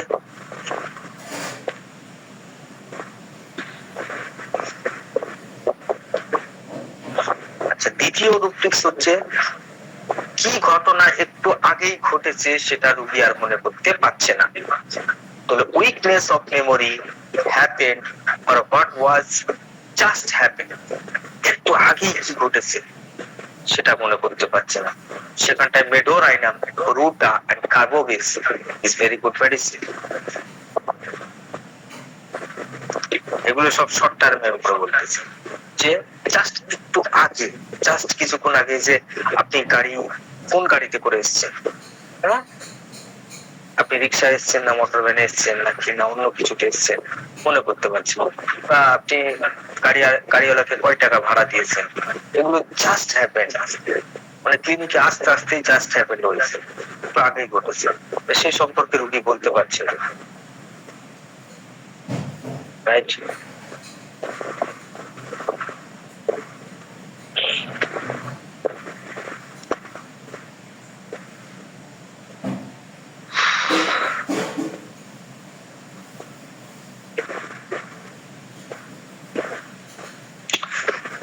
টার্ম মেমোরির মধ্যেও একটা ব্যাপার আছে, যেমন একটু আগে জাস্ট কি পড়লো বা আমি একটু আগে কি বললাম এটাই অনেকে ভুলে গেল।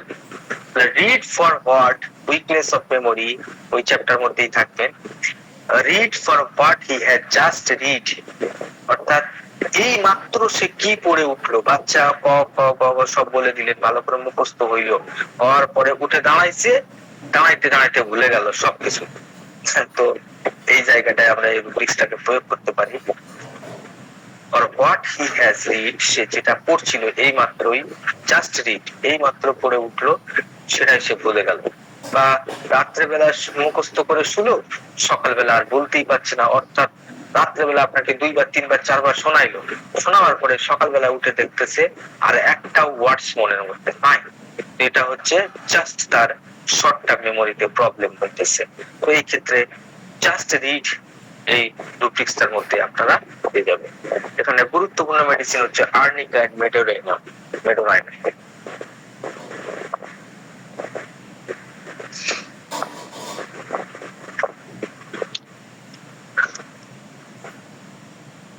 আচ্ছা, এবারে আসেন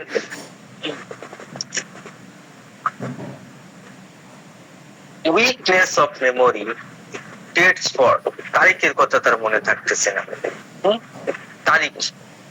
তো সেক্ষেত্রে রুটা এবং কোনিয়াম একটা গুরুত্বপূর্ণ মেডিসিন, এছাড়া অনেক মেডিসিন এখানে আছে।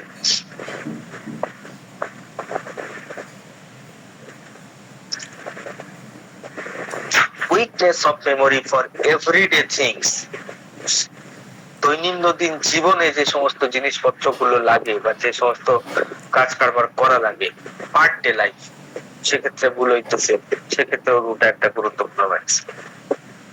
এছাড়া ক্যালিয়াম ফস, নেট্টাম সিলিসাইলিকাম, সিমফাইটাম।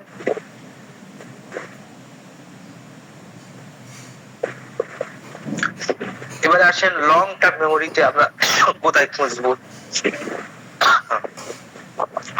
লং টার্ম মেমোরি, তো এখানটায় ডাইরেক্ট একটা তথ্য দেয়া আছে, past fact for weakness of memory, fact for past, fact for.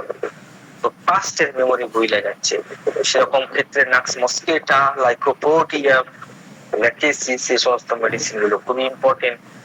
Old পিপলদের, বয়স্ক লোকেদের পাস্ট হিস্ট্রি মনে করতে গিয়ে খুব সমস্যা হচ্ছে, কফিয়া ক্রুডা।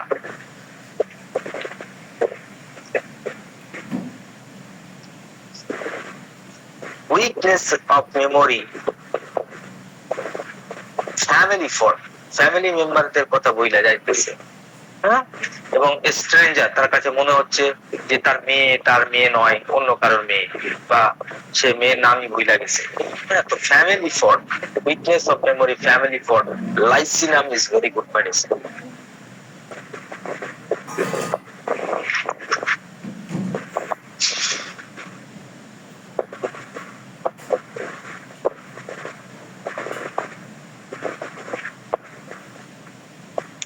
বন্ধুদের নাম সব ভুলে যাচ্ছি, লাইসিনাম অলসো।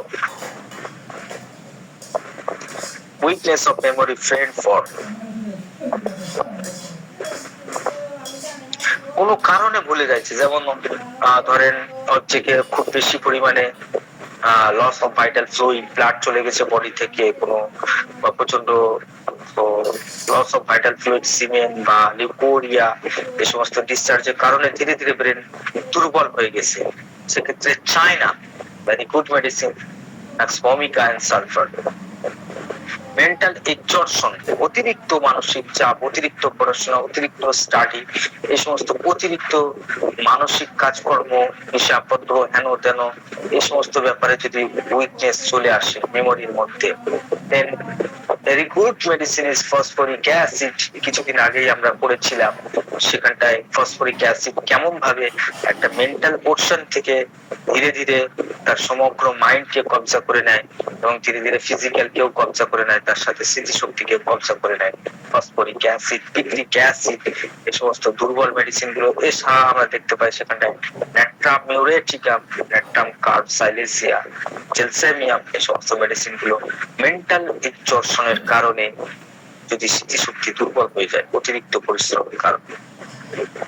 যদি দেখা যায় উইকনেস অফ মেমোরির কারণে, দুর্বল স্মৃতিশক্তির কারণে বাচ্চা কোনো কিছুই শিখতে পারছে না। তাকে একটা শব্দ, একটা লেটার পর্যন্ত আপনি শেখাইতে পারছেন না। আপনি ঘেমে যাচ্ছেন, অস্থির হয়ে যাচ্ছেন, পার্টে তাকে নিয়ে বসাচ্ছেন, ক খ গ খ, সে আর একটা লাইন আর হয়ে উঠতেছে না। Then it is very good medicine is baryta carb. Rubrics হচ্ছে weakness of memory, child can not be taught, বাচ্চাকে কোনোভাবেই শেখানো যাচ্ছে না। Then you can give Baryta Curve.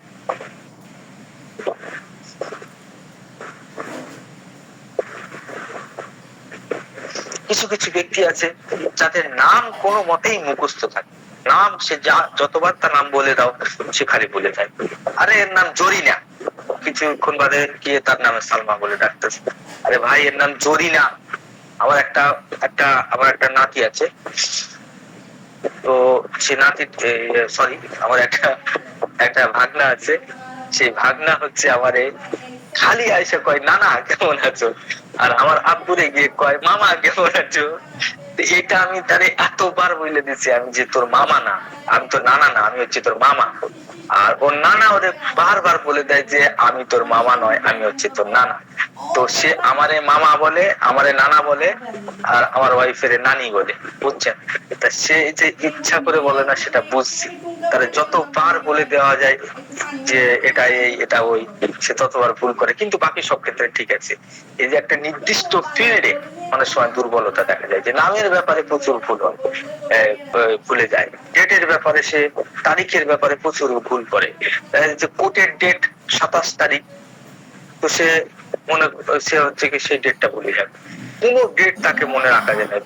তাদের দাওয়াত করতে যাবেন, কিছু কিছু একটা রিলেটিভ এমন আছে, তাদের দাওয়াত করবেন যে ভাই 25 তারিখ ফাল্গুন মাসে হচ্ছে আমার মেয়ের বিয়ে আছে, আপনি আসবেন। আপনি জানেন যে বেটা এমন ডেট রুল করে, এদের ডেট কোনোদিন মুখস্থ করানো যায় না। তো এই সমস্ত ঘটনার জন্য তার অনেক অসুবিধা হয়, অনেক সমালোচনা লোকে শুনতে হয়। তো ডেটের ক্ষেত্রে ওইরকম অনেক সময় weakness of memory, that directly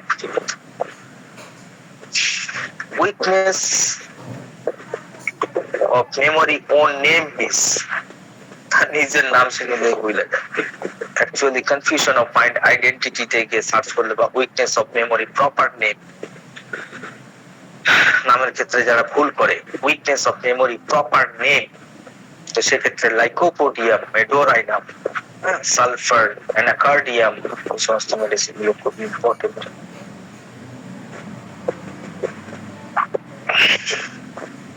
তো short term memory, long term মেমোরির আরো অনেক অসংখ্য রুব্রিক্স আছে, আপনারা বসে বসে চিন্তা করবেন। এবারে মিস্টেক রুব্রিক্স এর মধ্যে দেখেন, মিস্টেক মেকিং, এই যে মিস্টেক বলেছিলাম ভুল হয়ে যাওয়া, যেটা কিনা অমনোযোগিতার কারণে বেশি ঘটে থাকে, সেক্ষেত্রে যেমন mistake making in name in stramonium first grade medicine, মাত্র কয়েকটা রুব্রিক্স এর মধ্যে।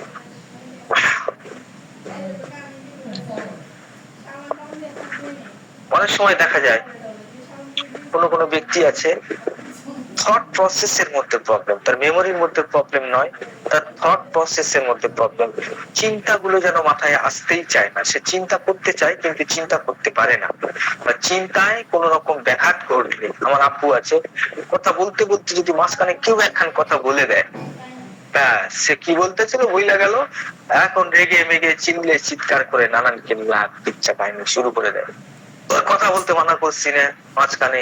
এরকম ব্যক্তি আছে না আপনাদের মাঝখানে? নাই যে আপনি কথা বলছেন, কথার মাঝখানে যদি আপনি একটা কথা বলেছেন, তো সে তার চিন্তার স্রোতটা ব্যাঘাত হয়, আর সে কিছুতেই সেই জিনিসটাকে মাইন্ডের মধ্যে রিঅ্যাপিয়ার করতে পারে না।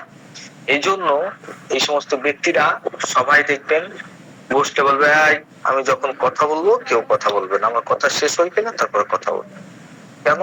সে জানে যে মাঝখানে একটু বাধা পড়লেই সে কি চিন্তা করছিল, চিন্তার সূত্রগুলো সব ছিঁড়ে যায়। এই ক্ষেত্রে একটা গুরুত্বপূর্ণ রুব্রিক্স আছে, thought vanishing of interrupted when staphysagria first grade, second grade medicine and meserium and barbarous vulgaris। তো ভ্যানিশিং অফ থট অর্থাৎ তার চিন্তাটাই উড়ে চলে যায়, ভ্যানিশ হয়ে যায় when interrupted, যখন তাকে মাঝখানে থামানো হয় বা মাঝখানে কেউ কথা বলে, তখন সে থটটা ডিস্টার্ব হয়ে যায়, চেইনটা কেটে যায়। তো স্ট্যাফিস্যাগ্রিয়া, মেসেরিয়াম and barbarism.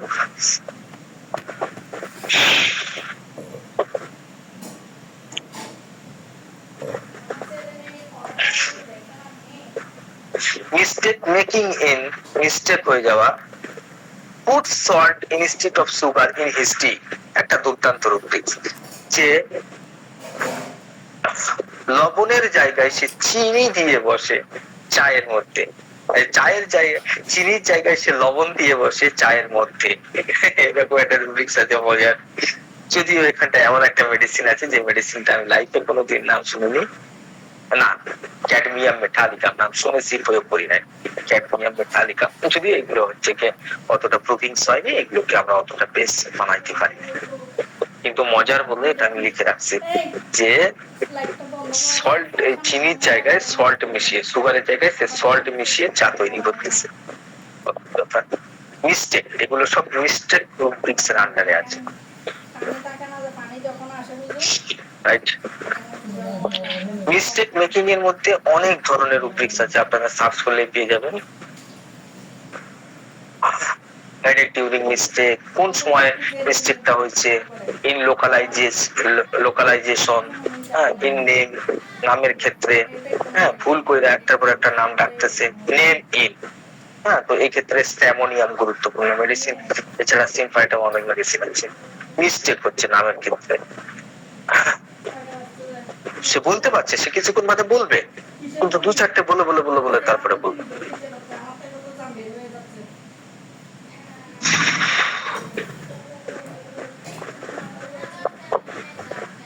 Mistake writing in, যে লেখার ক্ষেত্রে যে ভুলভাল লিখে ফেলা, এটা দেখেন এখানে Lachesis, lycopodium, Thuja first grade medicine, এছাড়া রুটা, মস্কেটা, নেট্টামিও, ক্যালকেরিয়া ফস তো অস্থির মনের জন্য বিখ্যাত।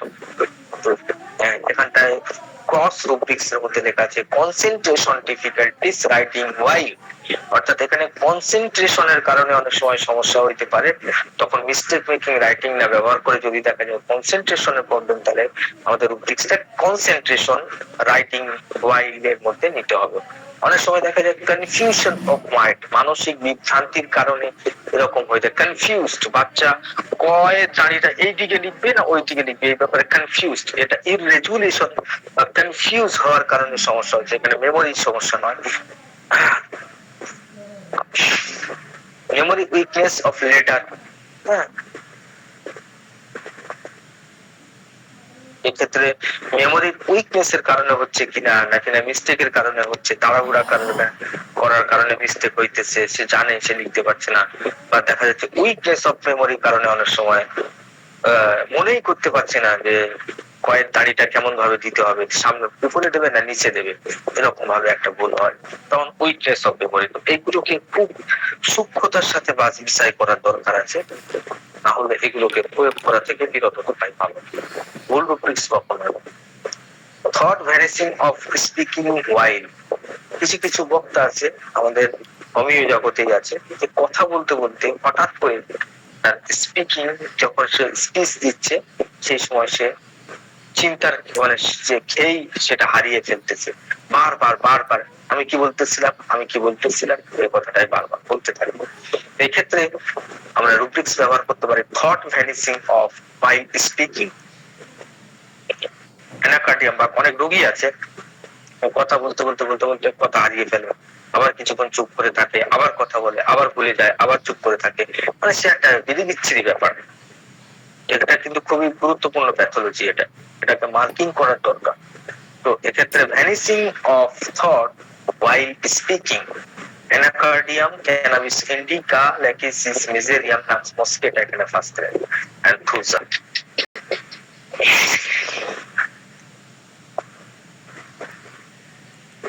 এটা হচ্ছে first slide, second স্লাইডটা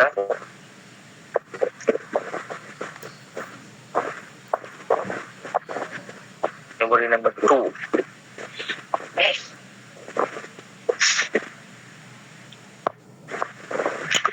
weakness of মেমোরির উপরে অসংখ্য প্রচুর রুব্রিক্স আছে, বেশিরভাগ ক্ষেত্রে উইকনেস অফ মেমোরিটাই আসে।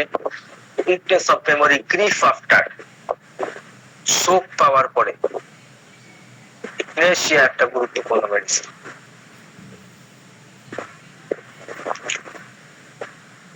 Sexual excesses from weakness of memory, sexual excesses from প্রচুর পরিমাণে সেক্সুয়াল ব্যাপার স্যাপারে লিপ্ত থাকার কারণে ধীরে ধীরে মস্তিষ্ক দুর্বল হয়ে গেছে, স্মৃতিশক্তি দুর্বল হয়ে গেছে। আগে যে প্রখরতার সাথে প্রশ্ন করলে সঙ্গে সঙ্গে অ্যান্সার দিত বাচ্চাটা, এখন সেই অ্যান্সার দিতে গিয়ে অনেক চিন্তা করে এদিক ওদিক করে তবে সে উত্তর দিতে পারছে, বা অনেক সময় ভুলে যাচ্ছে, বা কিছুক্ষণ বাদে আবার মনে উঠতেছে, এইরকম দুর্বল হয়ে গেছে স্মৃতিশক্তি। যেমন কালকেরই ধরেন পেট্রোলিয়াম পড়ানো হইলো, পেট্রোলিয়াম সম্পর্কে তখন বেশ 1 বছর আগে একটু পড়লেই তার সবকিছু মনে থাকতো, এখন বললেই মাত্র পেট্রোলিয়াম ফিজিক্যাল সিমটমস, এই মাইন্ড সিমটমস এর মধ্যে এই ধরনের ব্যাপার স্যাপার আছে, ড্রাইনেস আছে, স্কিন হার্ড হয়ে যায়, প্রচুর পরিমাণে ফেটে যায়, ক্র্যাকস হয়, ব্লাড বেরোয়, এরকম কত সুন্দর বলতে পারছে। এখন দেখা যাচ্ছে প্রচুর পরিমাণে সেক্সুয়াল এক্সেসেস হওয়ার পরে সে পেট্রোলিয়াম, আচ্ছা পেট্রোলিয়াম হচ্ছে সব থেকে গুরুত্বপূর্ণ সিমটমসটা হচ্ছে ক্যান্সার। এক মিনিট মনে করতেছি, তারা কি যেন ছিল, কালকে আমি তো পড়লাম, স্যার মনে করতে পারছি না স্যার, একটু বলে দিলে আমি মনে করতে পারবো। আচ্ছা ঠিক আছে, ওকে ড্রাইনেস, আচ্ছা আচ্ছা ড্রাইনেস, ইয়েস স্যার মনে পড়েছে, ড্রাইনেস, হ্যাঁ স্কিন ড্রাই হয়ে যায়, ক্র্যাকস পড়ে, ফাটল হয়ে যায়, হ্যাঁ, এবং সেগুলো খুবই ব্যথাচ্ছন্ন হয়, এবং সেখান থেকে ব্লাড পর্যন্ত আসতে পারে, মানে চুলকায়। উইন্টার সিজনে, স্যার উইন্টার না সামার, উইন্টার সিজনে না, বর্ষাকাল মনে হচ্ছে, উইন্টার, এই যে problem, it is called weakness of memory. হ্যাঁ, এটা যদি সেক্সুয়াল এক্সেসেস এর পরে দেখা যায় আগে ঠিক ছিল, বিয়ের পর থেকে ঝামেলা শুরু হয়েছে, ডাক্তার বলছে 1 বছর বিয়ে হয়েছে, 1 বছরের পর থেকে এই সমস্যা শুরু। তো হোয়াট হ্যাপেন্ড, ডাক্তার ঠিক ক্যালকুলেট করে ফেলবে দেয়ার ইজ এ সেক্সুয়াল এক্সেসেস। দেন আমাদের কাছে গুরুত্বপূর্ণ মেডিসিন, আমরা কয়েকদিন আগেই পড়েছি যে সেমিনাল এমিশনস বা সেক্সুয়াল এক্সেসেস বা ভাইটাল ফ্লুইড লস বা খুব বেশি পরিমাণে সাইলেন্ট গ্রিফ, অর্থাৎ প্রচন্ড পরিমাণে একটা শোকের কারণে বা প্রচুর পরিমাণে ভাইটাল ফ্লুইডের লসের কারণে বা সেক্সুয়াল এক্সেসের কারণে যদি এই পরিমাণে, yes thank you, acid phos, এখানে ফসফরিক অ্যাসিড সেকেন্ড গ্রেড, এখানে ফার্স্ট গ্রেড কোনো মেডিসিন নেই। Staphysagria also he is a very romantic person, এবং তার মধ্যে রোমান্টিক ডিসপোজিশন আছে, রোমান্টিক ভালনারেবিলিটি আছে। Staphysagria and cardium and acnes castus is very good medicine.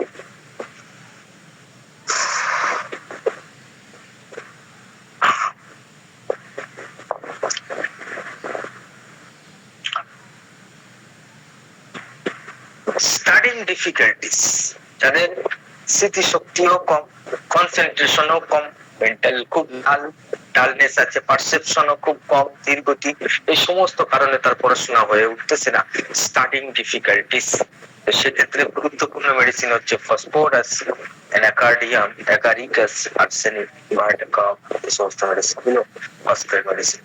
তো আমরা দেখতে পাই মেন্টাল উইকনেস এর কারণে, দুর্বলতার কারণে, মেমোরি দুর্বলতার ক্ষেত্রে যে সমস্ত গুরুত্বপূর্ণ মেডিসিন আমাদের হাতে চলে আসে, তার মধ্যে গুরুত্বপূর্ণ মেডিসিন হচ্ছে অ্যান্টামিওর, anacardium, phosphoric acid, staphysagria, cannabis indica, lycopodium, ruta শুধু আঘাতের ক্ষেত্রে ওই খালি গ্যাংলিয়ন সিস্টেম জন্য নয়, রুটা একটা গুরুত্বপূর্ণ নাক্স মস্কেটা, এদের কথা প্রায় মনে আসা উচিত। বেশিরভাগ এই সমস্ত মেডিসিন গুলোর মধ্যে থেকে কোনো একটা মেডিসিন প্রেসক্রাইব হয়, রাইট? এছাড়া ল্যাকেসিস, মেডোরাইনাম, গুরুত্বপূর্ণ অ্যান্টিসাইকোটিক মেডিসিন, মেডোরাইনাম অলসো ভালো প্রেসক্রিপশন হয়। কার্বোবেজ, যেখানে সবকিছু ফ্লো হয়, স্লো অক্সিডেশন, লাইকোপোডিয়াম বলেছি, নাক্স ভমিকা অলসো, কাজের চাপের জন্য। ক্যালিয়াম ফস খুবই গুরুত্বপূর্ণ মেডিসিন। স্ট্যামোনিয়াম পর্যন্ত মাঝে মাঝে খুব ভালো ইন্ডিকেশনের মধ্যে আসে। মার্কুরিয়াস সল পর্যন্ত ভালো মতো কাজ করে। স্ট্যাফিসাগ্রিয়া, রস্টক্সও আসে মাঝে মাঝে। টালকামারাও একটা ভালো মেডিসিন, মাঝে মাঝে প্রয়োগ হতে পারে। তো অ্যানাকার্ডিয়ামের রেঞ্জ, ক্যালিফসের রেঞ্জ, ফসফরিক অ্যাসিডের রেঞ্জ, ক্যালিয়াম ফসের রেঞ্জ, এই সমস্ত রেঞ্জের মেডিসিন বেশি নেওয়া। Thank you everyone. আজকের লেকচার এই পর্যন্ত, অনেকটা সময় চলে গেল, বেশি হয়ে গেছি। তো মেমোরি সম্পর্কে আশা করি অনেকটা ক্লিয়ার হয়েছে। প্রশ্নগুলো মাথায় রাখবেন। প্রথম প্রশ্ন রোগীকে করবেন যে আপনার কি মনে হয় আপনার স্মৃতিশক্তি ইদানিং একটু কমে গেছে? এই প্রশ্ন করার পরেই আপনি ভালো করে বিবেচনা করবেন সে কি উত্তর দিচ্ছে। আপনার শৈশবের কথা আপনার কেমনটা মনে আছে, আপনার জীবনের গুরুত্বপূর্ণ ঘটনাগুলোর মধ্যে দুই একটা বলেন আনসেস্ট্রি চেক করার জন্য। রিসেন্টলি আপনি কেমন ভাবে এসেছেন, কোন পত্রে এসেছেন, গাড়িতে উঠেছিলেন, সাম্প্রতিক কালের স্মৃতিশক্তির উপরে তার টেস্ট, এবং কোন ধরনের ভুলগুলো আপনার লাইফে বেশি হয়, কোন ধরনের মিস্টেক গুলো বেশি হয়। এর জন্য আপনার লাস্ট একটা প্রশ্ন অবশ্যই করবেন, এর জন্য কি এই স্মৃতিশক্তির ব্যাপারে বা মনে রাখার ব্যাপারে আপনার বাড়িতে কোনো ঝামেলা হইতেছে এই ব্যাপারে, দেন আপনি সেটা প্যাথোলজি হিসেবে বিবেচনা করতে পারেন। এবং রেপার্টরিতে অসংখ্য রুব্রিক্স আছে, আমি তো কয়েকটা মাত্র তুলেছি। সেই রুব্রিক্স গুলো বেশিরভাগ পাবেন weakness of memory, loss of memory, forgetful and mistake চ্যাপ্টারে। Okay, thank you. আজকের লেকচার এই পর্যন্ত শেষ। ধন্যবাদ স্যার। Thank you sir. আচ্ছা, কারো কোনো প্রশ্ন থাকলে একটু করেন তাড়াতাড়ি, 5 মিনিট সময় দেবো আপনাদের। যদি কারো কোনো প্রশ্ন থাকে মেমোরি সম্পর্কে একটু করবেন, বা কারো কোথাও কনফিউশন বা কোনো রুটিন জানার থাকলে।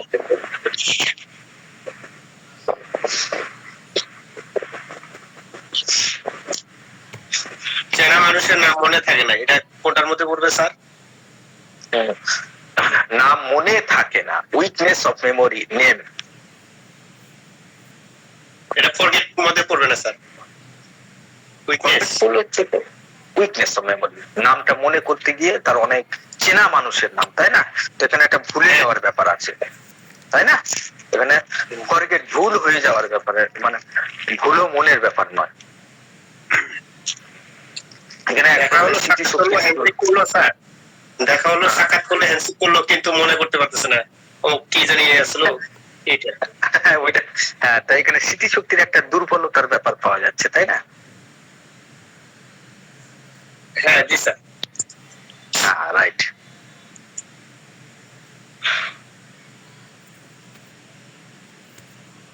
এই জায়গায় কি রেমেডি আসতে পারে স্যার? এই জায়গায় কি রেমেডি আসতে পারে আমি তো বললাম, উইকনেস অফ মেমোরি খুঁজে পেলেন 1 মিনিটের মধ্যে। রেপার্টরিটা খুলেন, weakness of memory, name for name. এবারে দেখা যাচ্ছে আপনি বিশেষ ক্ষেত্রে বলতেছেন মেমোরি অফ উইকনেস, পার্সনের ব্যাপারে বলতেছেন, অর্থাৎ প্রপার নেম এর ক্ষেত্রে। তো সেক্ষেত্রে লাইকোপোডিয়াম, মেডোরাইনাম, সালফার, অ্যানাকার্ডিয়াম, এছাড়া অসংখ্য মেডিসিন এখানে আছে। ধন্যবাদ স্যার। Thank you. তো রুব্রিক্সটা নিয়ে নেন, memory, weakness of memory, proper name. এবারে যদি দেখা যায় উইকনেস অফ মেমোরি ফ্রেন্ড এর ক্ষেত্রে হচ্ছে, ফ্যামিলি মেম্বার হলে আরো বড় প্যাথোলজি, যাদের সঙ্গে ভাই 7 দিন ওঠা বসা চলাফেরা, আর তাদের নামে যদি ভুলে যায় তাহলে ফসফরিক অ্যাসিড এখানে গুরুত্বপূর্ণ মেডিসিন এন্ড সেকেন্ড করলস। এই জন্য নাম শুধু শুনলেই হলো না, কার নাম ভুলে যায়, ফ্যামিলি মেম্বারদের নাম, তাহলে সেটা বড় প্যাথোলজি। অনেক দূরের সম্পর্কের নাম সে তো সবাই আমরা ভুলে যাই, অনেক কাছাকাছি বন্ধুর নাম দেন তখন এটা প্যাথোলজি পর্যায়ে অনেকটা। তো বিবেচনা করতে হবে সর্বক্ষেত্রে হোমিওপ্যাথি ডাক্তারকে, যে ভাই নাম ভুলে যায় শুধু এইটুকু পাইলেই হলো না, আর একটু খোঁচাইয়া দেখতে হবে, আর একটু গভীরে ঢুকতে হবে। যে দেখা যাচ্ছে যে তার নিজের মেয়ের নাম ভুলে যাচ্ছে, এটা কতটা একটা অস্বাভাবিক ব্যাপার। স্যার নিজের নাম ভুলে যায় এই ধরনের রোগী পাইছেন স্যার? আমি আমি দেখি না এই ধরনের নিজের নাম নাকি ভুলে যায়। এটা এটা হতে পারে, আপনি দেখবেন 90-95 বছর বা 100 বছর বয়স যাদের হয়ে গেছে পাড়ার কারণ না, তাদের কাছে গিয়ে অনেক সময় টেস্ট করে দেখতে পারেন যে বয়স্কর ক্ষেত্রে ডিমনেশিয়া হয়ে গেছে ব্রেনের মধ্যে। অতীত সম্প্রীতি এবং অতীতের সমস্ত ঘটনা ধীরে ধীরে তার স্মৃতি থেকে মুছে গেছে, তখন ব্রেনের ডিজেনারেশন কন্ডিশন অ্যাক্টিভেট হয়, অর্থাৎ ব্রেনের সেলগুলো নষ্ট হয়ে যায় ধীরে ধীরে। তখন দেখা যায় নিজের নাম ভুলে যায়। অ্যাকচুয়ালি নিজের নাম ভুলে যাওয়াটা, এছাড়া কোনো অ্যাক্সিডেন্টাল কেসের ক্ষেত্রেও আপনি দেখতে পারেন, ব্রেন ইনজুরি হয়েছে, হ্যাঁ, তারপরে দেখবেন সে আর নিজের নামও বলতে পারছে না। এরকম দেখেন নাই? অ্যাক্সিডেন্ট হয়েছে মারাত্মক ধরনের, ব্রেনে আঘাত লেগেছে, আর সে কোথায় বাড়ি না সে আর বলতেই পারছে, হবে না? হ্যাঁ জি স্যার। জি স্যার, এরকম হয়। স্যার সেক্ষেত্রে এলোপ্যাথি চিকিৎসারা এখানে ওরা দেয় এই ট্রিটমেন্টের ক্ষেত্রে ঠিক করবো সোডিয়ামটা তারা প্রেসক্রাইব করে, সোডিয়াম ইনজেকশন, তারপরে স্যালাইন এগুলা দেয়, তারপরে ওটা আস্তে আস্তে ফিরে আসে। আমি এটা দেখি।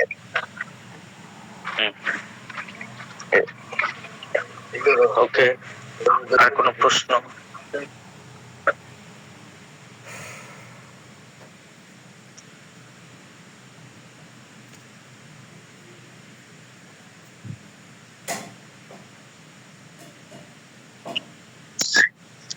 আচ্ছা, আর কারো কি কোনো প্রশ্ন আছে? আর সম্ভবত আর কারো কোনো প্রশ্ন নাই স্যার, তাহলে আমরা আজকের ক্লাসটা এখানে শেষ দেবো।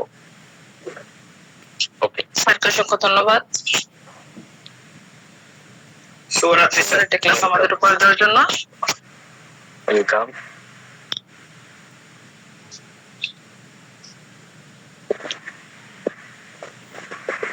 Thank you.